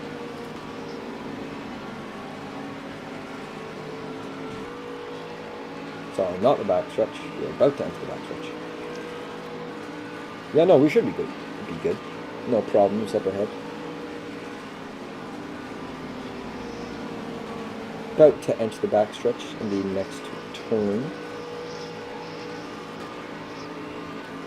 Those lights sure are blinding. Broom cutting bad corners now. Alright. So the class is forming up a bit. As it's ready to get green this time.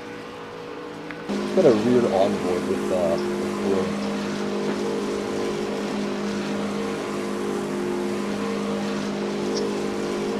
Has there been a model update for the LMPs? Because their lights look much different.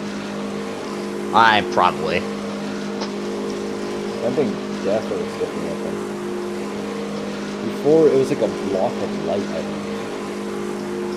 Or maybe I'm misremembering. It will not be green. And pits are open. That's great to know. I believe you'll see everybody enter the pits. I would say Pro Tour wouldn't, but Pro Tour is no longer racing.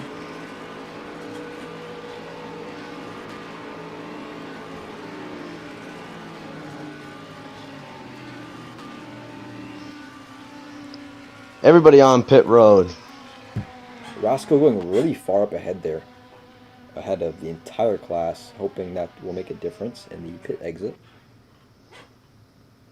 I think this would be our second last pit stop of the race. Second or third. Because I don't know much about the stats of how long a car lasts after a pit stop, do you? Specifically for these cars. There's Napa. Napa being the first GTP. Oh no, Rasco! Rasco will win the race off pit road for the GTDs. Depending if Rasco has that pace, we might see a Napa and TTV fight for the lead later on.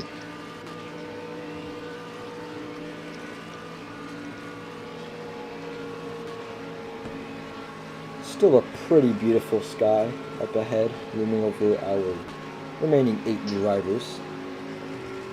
Why Chesko just joined the game? Chesko joining the game. I think he's a little late. Maybe, just maybe. A little tardy to the party. Just maybe so. Trying to see how the rest of the field's going on. Oh, boom! Oh, spinning Napa around and himself. Oh, I wonder if race director is going to do anything about that.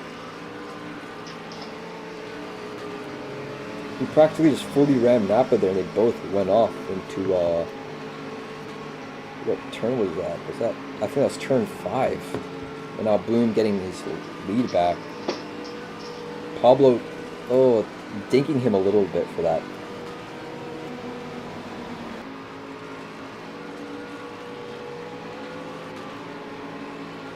Seeing a caution-worthy caution move in a caution is something very interesting to see.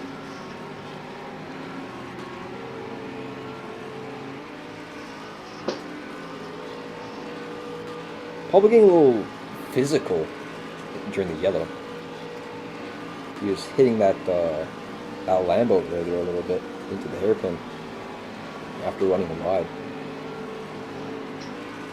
Very interesting time to do such a thing, but you can do whatever you want. It's now green this time. Let's go. Oh wait, what? Oh, oh, never mind. We see a car despawn. Pablo despawns, and Napa and sub hitting the LMP. Whoa! Holy skill issue! What is happening? We got another skill issue today. That will cause another caution, I believe. I'd be shocked if it doesn't. Nah, GTT. Stay GTT. They can catch up.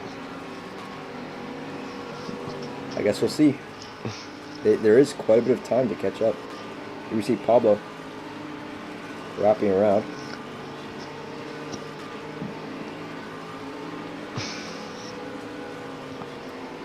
What has happened so far in this caution? Whole bunch of contact. See Broom ramming into a car. Yep. See, they all caught up. That is true. Chesko just said in chat, Albert and Einstein. Dang. Why? All right. Well, DJ has the green this time. Signal. We are less than 30 minutes. We'll see some very rough racing. People will be desperate for their race positions. They know there's not that much time left. They really got to be aggressive about it.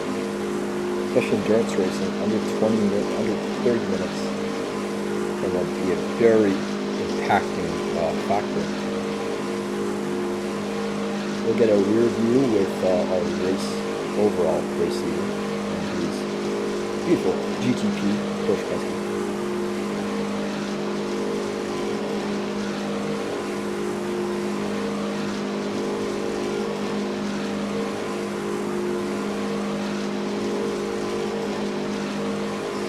Alright. It's green this time?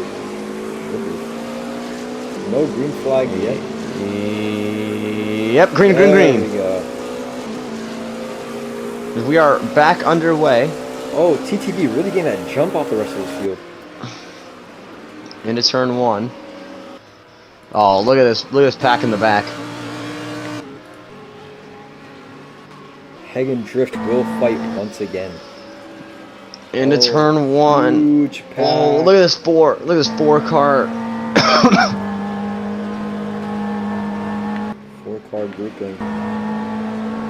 Oh, contact a little bit between Drift and Haig. No spinning, just a little bit of touching. Oh my god, the LMP2s are keeping up with the Porsche Penske. Really? Side by side. Yep. About to come to the hairpin with both Ferraris. That Ford will block Haig's chances, possibly, of making his dive. Haig makes it through. Oh, someone went off a little bit. I think Napa. Oh! Oh, that's sub. Huge pass around sub for Haig there. Drift might take the opportunity on that lost time from sub there as well. Alright. Are the LMP still keeping up? They really aren't that far behind. They're like a solid second, maybe 2. Let's go back to... Oh, Drift. Still taking advantage of sub. He's still losing a bit of time.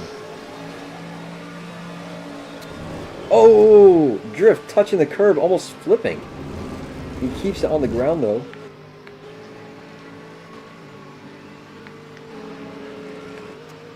But Drift has lost a lot of time because that nice all the way at the rear of his grid of the class there. Pablo is still keeping up with this GTP. Pablo's just trying to aim for that that overall race win.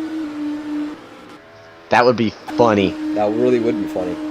I kid you not. If there's some well-placed caution at the more towards the end of the race, it's a possibility. Don't jinx it, bro. Don't jinx it. Not trying to jinx. Only Only 8 cars remain. It is quite surprising. 25 minutes to go. Roscoe very ahead of his pack. I think Drift. No, it's Haig. Side by side, sub and Haig. On his quarter panel, the Ford. Oh, they're door banging. Oh, here comes sub. Maybe trying to do a switchback. Not very successful. Almost cutting to that sand. Haig keeping his distance. Here comes that Ford. Oh, contact, more contact. Ford versus Ferrari. Where have we seen this before? The Ford made a successful pass. Pretty clean racing too. Fun and clean. Because something in GTD, the best part of it is that you can be super aggressive. Oh my god, the LMP2 leads overall victory. Does it actually? It did. Somehow Pablo is keeping up with DJ. Oh my, he's really, what the? Well, he was. He's still he's almost up there still. Broom's feeling that pressure now of the overall race win. He doesn't want to mess it up.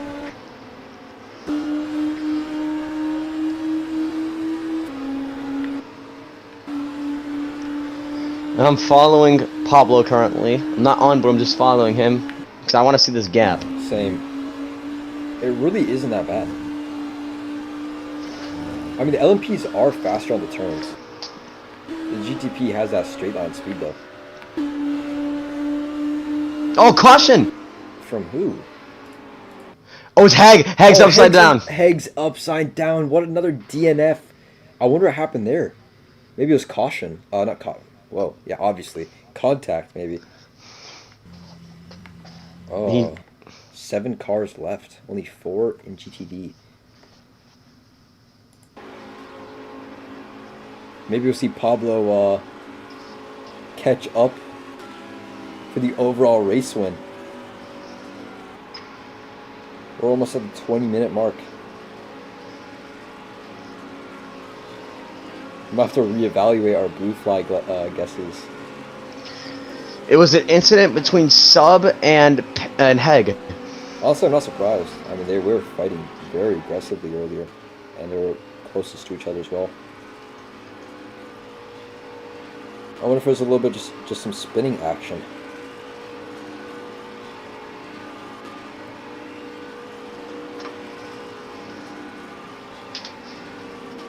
I guess we'll see. Either it's ruled as a race incident, or we'll see Sub receive something for that.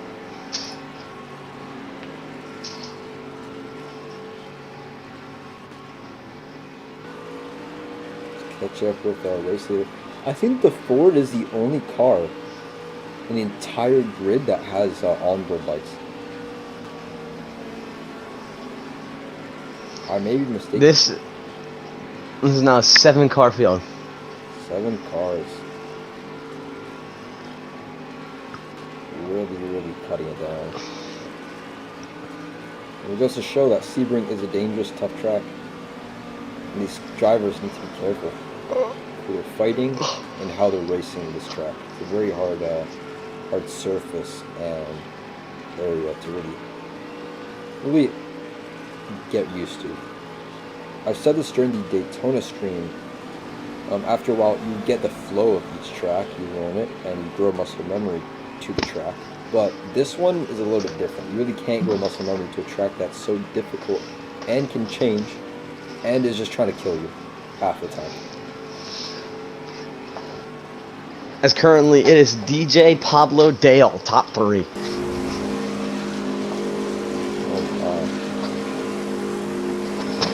Ugh. Does DJ have confirmed wins? He does, right? What? In this? Overall. I don't know. This might be DJ's first win. Depending on how well he stakes it. If GTT. If Pablo wins, this will be his first win in KRE. Oh, that's interesting. Who's on their debut then? Drift? Yep, Drift is making his debut. Drift His KRE debut. Really clean racing, I like to say. Especially for Not knocking on my vault door when you see that mushroom cloud. Had some good racing with Heg. Kept it on track, nothing dangerous at all. Good performance. And P3. Podium finish for the first race.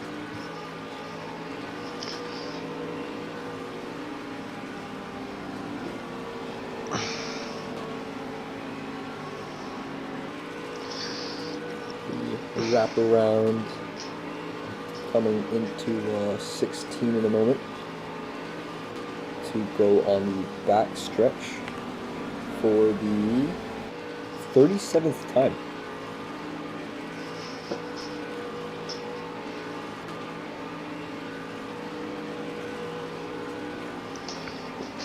Oh my god. When is Pablo gonna get the win? That would be awesome. I know. I'm very interested. We're gonna get it on board with Broom and have a rear camera to focus on Pablo and see what he can do. If you are in the stream and watching, make your prediction if you think Pablo has an opportunity to get the overall race win, or at least lead it for a good moment, as he did before. Alright, we're about to go green this moment. That's what I want to mention with going green. Roscoe... We're green. Oh, he's really ahead of Pablo. Pablo. Oh, Pablo into the Pablo, barrier, in the wall.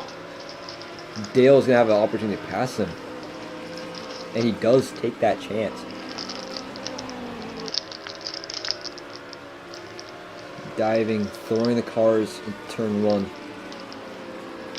Dale sustaining that lead. Whoa, TTD going super wide there. Whoa, even the Ford going super duper wide there.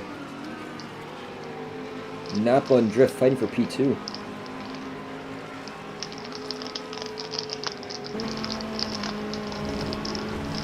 That Ford is quite behind now. Really unfortunate start for it. Drift is gaining on Napa. Into the hairpin. Oh, Pablo's back. Oh, Pablo's back on Dale. Oh, is he? Let's check that out.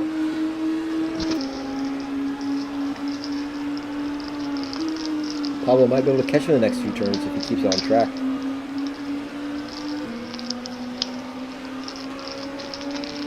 I think we might see something off of 13. A lot long, bendy-ish straightaway into 14. Here we go. Pablo is gaining.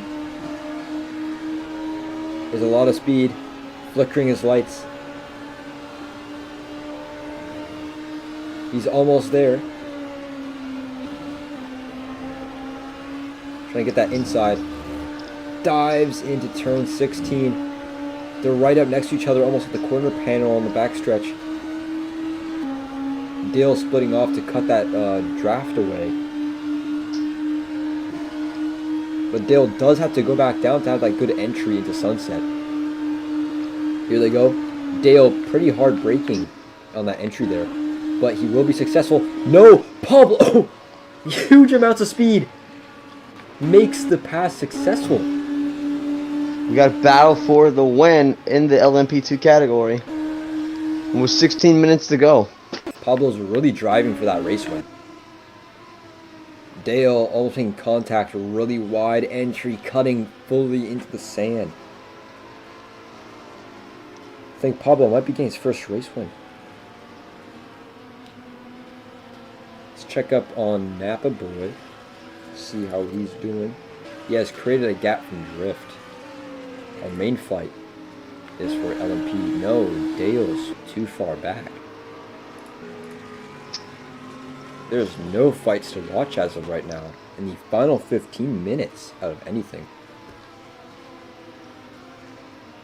Our closest fight will be in the GTD, I assume. The P1, P2, and P3 are in a at least 3-second gap of each other. It's a 10-second gap from DJ to Pablo. Not bad at all. Could be 17, but Pablo's keeping up.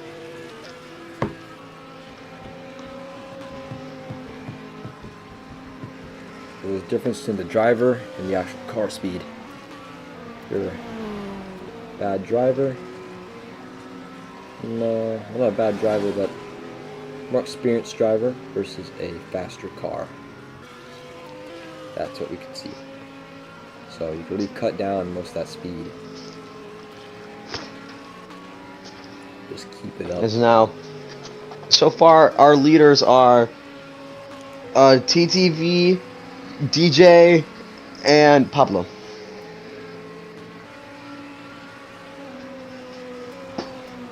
We have less than 15 minutes to go, and we've gotten 20 blue flags. We are both way off on our predictions. Very off. We're about like 40 off, if anything. I am 70 blue flags off. I am like, I don't know, a lot. I guess what, 83? I'm not very close.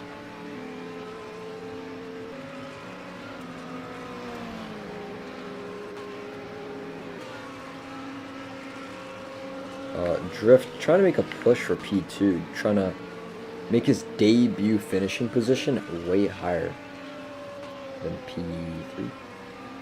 I mean, who wouldn't if you have that opportunity? And he goes really wide into the sand there at turn 1. So does the Ford, really wide as well. I think people forget how much speed they carry off of into turn 1. I think the exhaustion is finally getting to some Oh, of these drivers. DJ runs way wide into the grass. Can DJ work it out? Wait, DJ's got kind of a slowdown. 156. What are his tires and thing at? Tires and fuel. DJ's 71%.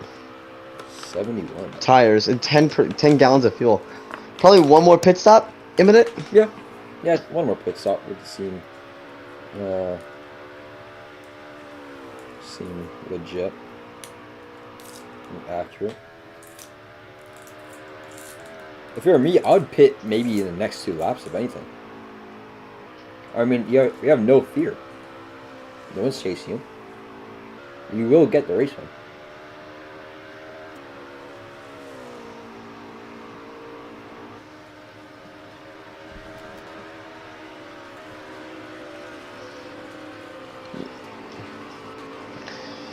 $12 to go here in the 2 hours of Sebring here on the MCRN network. If you are just tuning in, you have missed a interesting race. Very interesting race. A lot of combat, a lot of drama. Very nice race so far.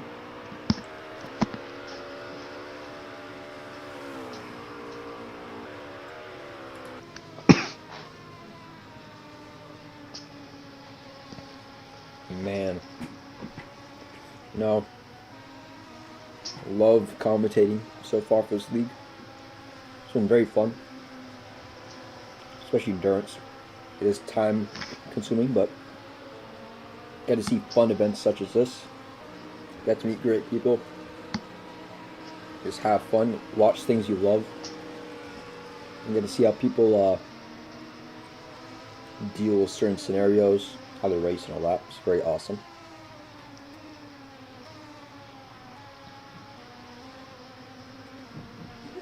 Dale running pretty wide there. Off the hairpin. So let's take a look at Pablo. Let's take a look at Pablo real quick. He has a pretty comfortable gap over Dale. Oh yeah, you can see that. Napa's getting caught up. Oh, Rasco's slow. Here comes Napa. Might actually see a lead change for the GTGs.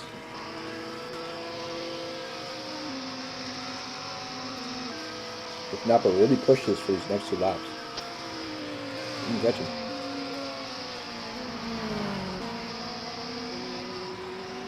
I'm on board with Napa as Rasco goes to the grass. So does Napa.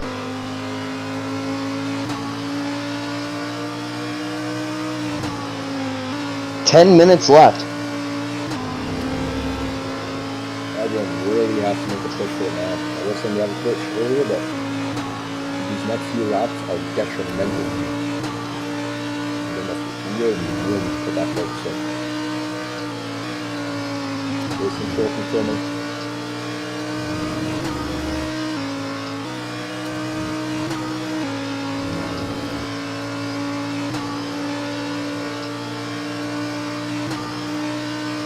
We have officially been in this commentary box for 2 hours and 50 minutes.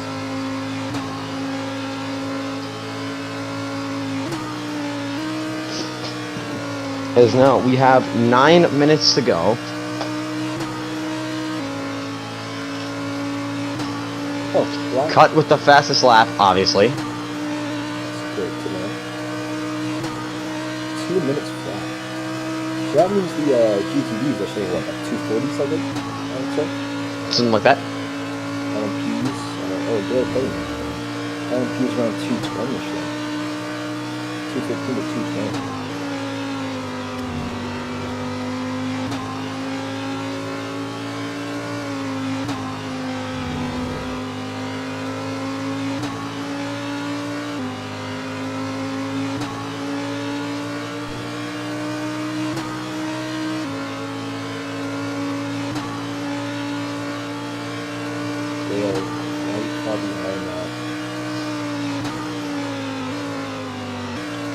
wonder if Roscoe's average lap time is compared to Napa drift. Because he's carrying a lot of speed. Even on these restarts. I don't know if it's just his timing or what, because he really gets the jump. Like, look at his gap. He must have some pretty insane pace to get that far ahead. It's now, as we take a look, I'm following with DJ real quick. 7 minutes to go. That is in fact true. 7 minutes.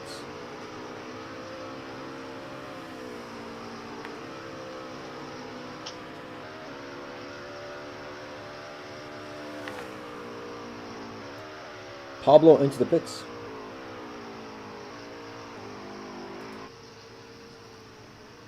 With Pablo's lead, let him stay in front of Dale. I think I hear him right into that corner. Let's get it on board. No, he really... Oh, another blue flag. Oh, 21. Oh, yeah. That's 21 closer to 74 and 83, isn't it? No, it was 90 and 83. 90 and 83. Wait, no, it was 70. I had 70. Yeah, yours was 74. Mine was 83. No, it was just 70. Just 70 flat? Yeah. Oh. Well, you're closer than me. You never know. You never know what can happen in 6 minutes and 53 seconds. Pablo is out of the pits. Whoa, DJ has a skill issue. He's way slow. He's super slow. Oh, but I can't prove much because the LMPs are only coming off of turn 3 while he's fine on the backstretch. If anything, he might. Yeah, no matter what, DJ could spin out and he could still. DJ could spin out, hit the barrier, do a whole 360-degree somersault, and he will still. And land. He could barrel roll and land on his wheels and still go. We might have another blue flag coming in here. Yes, we do. 22. Like I said before, 22 closer to our guesses. Oh, down pit road for his final pit stop. Oh. How low was he? He is at 5.8, 50% tires. Another blue flag throwing for the LMPs. I'm focusing on Pablo. Another blue flag is out. That's 23. All the blue flags are finally coming in. We might see another one. Yeah, another one. 24. Roscoe. Oh, side by side, and he gets past him. DJ comes out with 75% and 8.8 gallons of fuel. Alright, that's awesome. Pablo will not be able to catch up. Yeah, sadly. I would have loved to see a LMP keep up with the GTP for the lead. That would have been really interesting. Into turn 2 now goes DJ. Might see Dale get some blue flags out here for us as well soon. Yeah, another one might pop up in just a moment as he gains on Napa in the backstretch.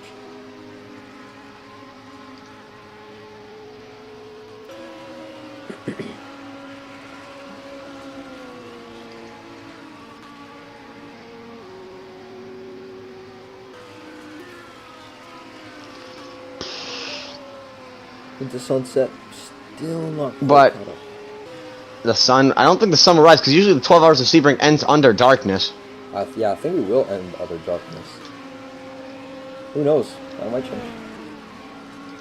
Blue flag once again as Dale goes for Napa. Tight side by side as we go into turn 2, diving into 3.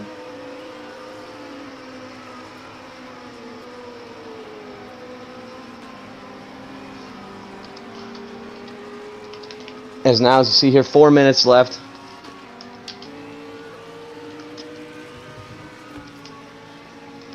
Ooh, it's been a very, very long day of racing. Oh, I think no slowdown. That's just We will see 3 minutes and 50 go. That's another blue flag. tapping the rear of Roscoe. Off the 25 blue flags we have hit today. Whoever was mentally thinking of the low under 30s, you are Really, really smart. Yeah, we should. I don't know why we went for so high. For a race of this caliber, it would have been way lower. 2 laps to go.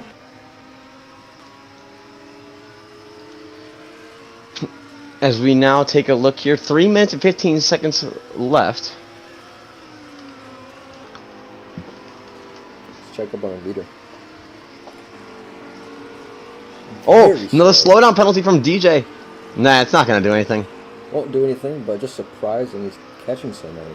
Cutting many corners to get such things.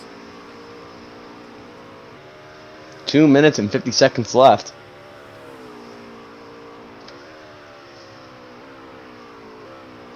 Into the hairpin. DJ currently holds the momentarily lead, unless an incident happens. We could, no, could an incident happen with 2 minutes 36 seconds left to go? We don't know. Will be last lap. It's very soon. 2 minutes 25 seconds.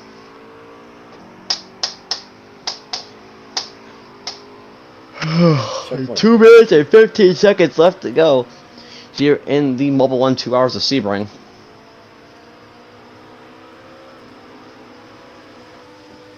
So it's been a very fun race so far. Very eventful. You see Dale come on the other side as he's approaching, you know, Napa, Rasco. Probably one more time. Yeah. A minute 50. Here at the Mobil1 2 hours of Sebring. Can we get one last blue flag for this last lap? I wouldn't mind ending it on a nice good quarter 25. Alright, here we go. A minute 30 to go. Here from Sebring. A minute 30 to go. So a white flag one more time around Sebring. DJ wants to prove that he is a title contender towards cut. Into turn 1 we go for the final time. He'll stay momentarily clean. He's approaching the Ford that is sub in the Ford. Out of turn 2 and now 3 and 4. Now down the straight into this little kink for the final time. 50 seconds left. Oh, DJ into the grass. Into the hairpin.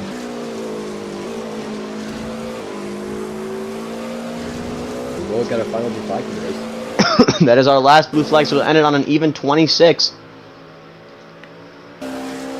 Now into these technical S's. Now hard brakes into turn 9.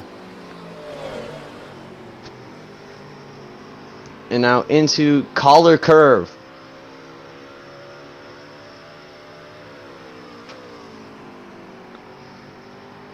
As now we're going to enter tower turn. It is all DJ with a full steam and a clear racetrack. Timer is up, so we are now officially on the white flag, but we saw that when we crossed the start finish line.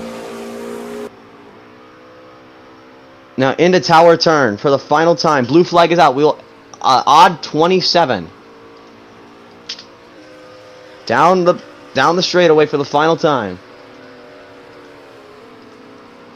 Into the Bishop Bend.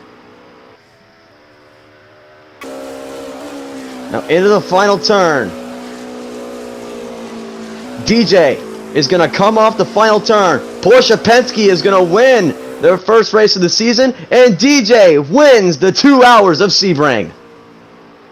What a race. We still see Pablo wrapping those final turns alongside Dale. Dale pretty far back. Unfortunate race for Dale.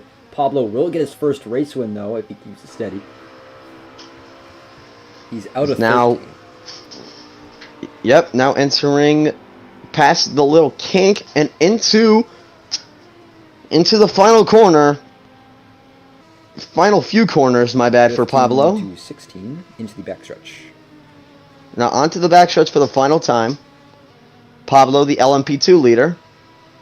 Swerving. He knows he's got the victory. Gotta be careful though, gotta keep it steady. You see the excitement. Wide wraparound. Really wide entry. Coming out of the final turn. Pablo is going to pick up the win for LMP2. First career win.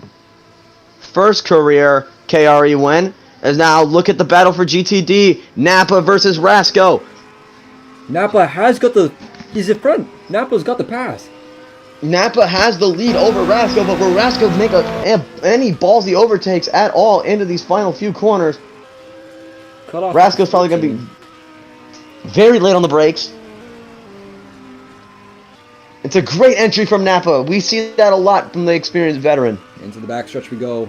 Rasco might be a bit too far behind on the backstretch. He won't get that speed he's hoping for.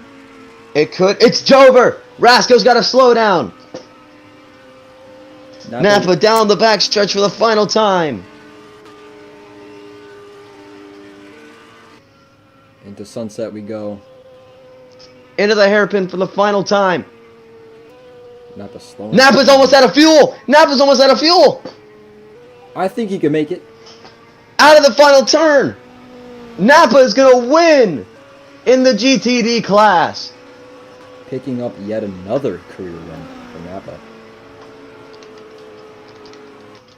What a race it has been.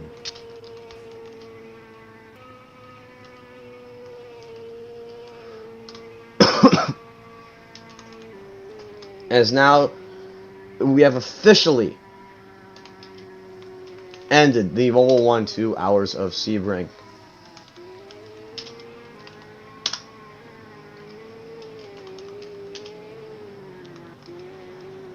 All right. Very eventful race. I'd like to congratulate race winners DJ, Napa, and Pablo. Specifically Pablo for his first race win, and DJ for his first GTP win. I think this is Napa's first as well. It's time. Do we do interviews in here? Yeah, usually we do. Alright. We'll interview the winners, and then we'll just call it a day. Sounds good. As soon as they get in here. Alright, hold up. I'm sure I don't have any of them muted. Hold up.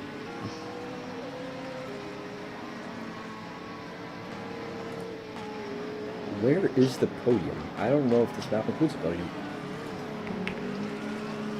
Alright, let's, now we wait.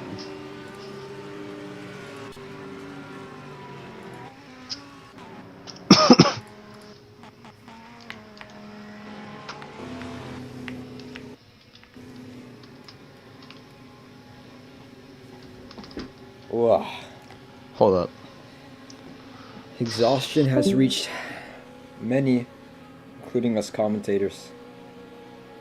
Very, very long race. Remember, if you do want to attempt to race in IMSA, do join the Discord. Anyways, I'm back, sorry. I just wanted to make sure we can get interviews. Just letting the people know how exhaustion has reached the drivers and us. It's reached me a lot. Very tiring race. As now as they enter onto the podium. Victory lane.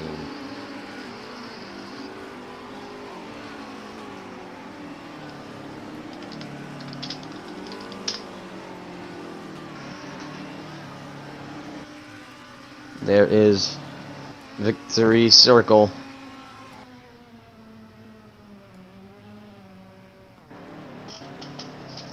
Wish I had free cam.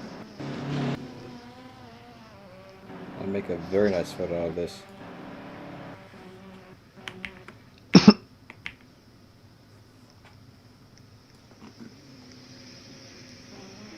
got DJ, Pablo, and Napa to interview about this very crazy race. Very wacky. Wamo Kablamo and Samo style. Very indeed. Gotta make sure I have all their mics actually on. And Pablo. Ah. I have a headache, man. Much as I love endurance racing and commentating on it, it is something. We've officially been in the commentating box for a round time of 3 hours and 8 minutes.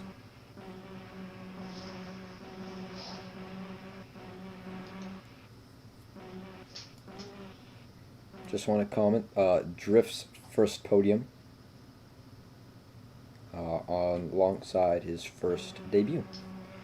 Did Drift end P2 or P3? I think it was P3.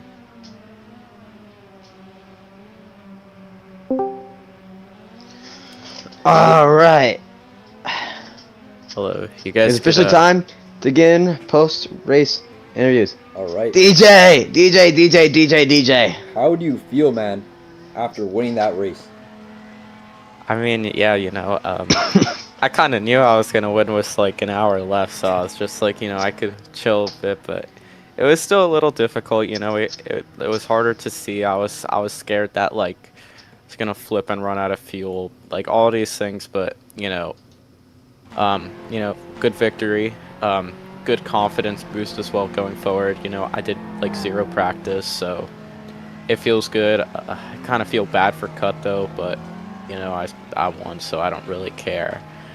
Yeah, I mean, it's just great. The atmosphere was incredible. Huge shout outs to those LMP2s for, they were keeping me honest at times, to be honest, especially when one of them overtook me for like 5 seconds. But yeah, just huge day for everyone at the Porsche garage. Super excited, and hopefully we'll win next time, and I'll practice a bit more instead of going into it blind. DJ, I do gotta ask you a question. So when Cut flipped and you automatically knew you were gonna win, did you ever just think like, well, if I DNF, do I just automatically win? Nah, I asked Monkey. I was yapping a lot, to be honest, because I was bored. So I was like, yeah, what if I DNF? And he's like, I don't know, LMP2s are gonna win. So, it feels good being the overall winner. I feel like I'm becoming like a veteran in Bubble series in general. So, I was very clean throughout it. I didn't cause any trouble, and just being clean, pays off sometimes. And this is my first win in IMSA. My last win came in IndyCar, like in May. So, feels good to break a winless streak, and yeah, just so happy. And huge congrats to everyone else in this race. It was a long race, but a lot of fun, good times. Yeah. That's great to hear. Do you have anything else you'd like to say before we move on to the next person? Yeah, I'd like to shout out Polymarket and Kalshi, Ah, making me lose my money. brother. Not sponsored. All right. Next person. I want to interview the race official. Oh yeah. Oh God. We got Before we get to Naponcino, I want to interview the race official. Hello. How was this? Hi. How? How would you describe this race from an official standpoint? Oh, so overall, it went pretty well. Not a lot of blue flags. There was actually way less blue flags than I thought. Yeah, I counted. There were 27. 27 blue flags. Because that last one, actually no, it was 25 because I accidentally hit the blue flag button twice. Oh. All right, so 25 blue flags. Yes, because one time I hit the white flag, but I accidentally hit the blue because they were right next to each other, and then I hit it again trying to hit the checkered. So it's 25. 25. But overall, it went really well. I wish we had 18 cars, but we did have a full GTD field, so that is promising. We're just gonna ignore that entire Carter incident. Yeah, speaking of that, I gotta ask, will that be put into the injury report? No, because his license is removed. I see. His license is removed. We might not ever see him again. Oh. Because that was probably the stupidest thing I've ever seen in my life. I have a question about that. Do you guys were you guys keeping him on a careful watch after he was lagging a little bit, like hitting the walls everywhere earlier? In the Yes, like I was, like yes, I was watching him. So for the first yellow, we had, I think it was Robert. He was off track in turn 3, Yeah, where you parked. and then I was waiting for like the GTDs to get to him because they had mostly packed up. But then I saw Carter stopped, so I just called the yellow. Mhm. And then he was just like driving on bad, just like these are like really optimized cars. We don't even have damage. So if he's lagging with however 13 cars, It's just a skill issue. when we could run realistically 18 to 20 on track. Mhm. That's just a skill So- issue. All right. Thank you, Nas, for that problem. lovely. Wait. So after talking to the drivers, we do have a replacement 2 tracks that we are going to test, or that I'm going to set up and test. Let me hear it. They are not in North America. They are in Ooh. Europe. Okay. Monza? Option 1 is Spa. Spa. That's whack. That's whack, dude. That's a whack Option thing. 2 is Monza. Okay. Okay. I say And Monza. option 3, which we don't know about, is Silverstone. Let's go. I thought you, but if you were gonna say Nordschleife, Oh. No. GGPs on the Silverstone is a last resort, but we were thinking of if we had to replace a endurance track, we would have to get it from WEC, because quite literally we are out of North American tracks on Roblox that have good models.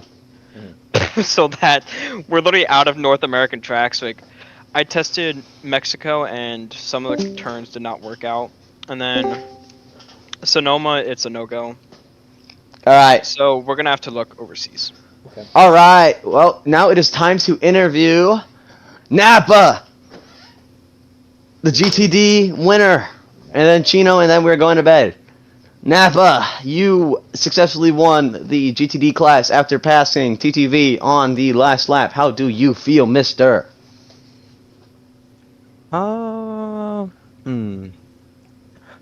Honestly, quite surprised. Also, not surprised at the same time.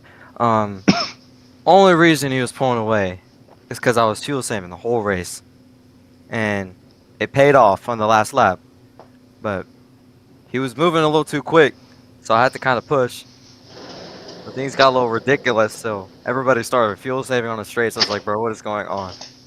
But it feels good to go back to back for this number 3 Corvette.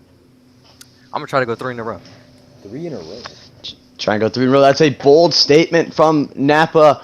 Do you have anything else you'd like to say?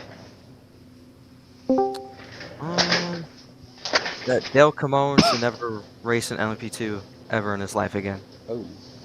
All right. Well, that is from Napa. As now, let's move on to Chino. Chino, you won the LMP2 class. If you can talk with us, if not, we can get TTS in here. Career race win. You must. How do you feel? Oh, what? What? Doesn't let you talk? I think he is server muted. Are you? No, he's not server muted. It says he's muted. Apparently. Oh, it says you're muted. Do I have you muted? I don't have you muted. No, he does not. Hold on. permission to Give me a talk. second. Oh, you don't have permission to talk in this channel. Give me a second. I don't think it's push to talk. Nah, push to talk will work. Well, There you go. Now you can talk with us. all right. All right, Chino, you just won in the LMP2 class And your first win. and your first win. How's that got you feeling? I feel pretty good. Also, I agree with Napa. Dale should not ever race it. Sucks. I think Ewan had a better chance, probably fighting me with pace, but Dale just honestly sucks. But yeah, I feel pretty happy about it. And congratulations to DJ and Napa for winning. That's all I have to say.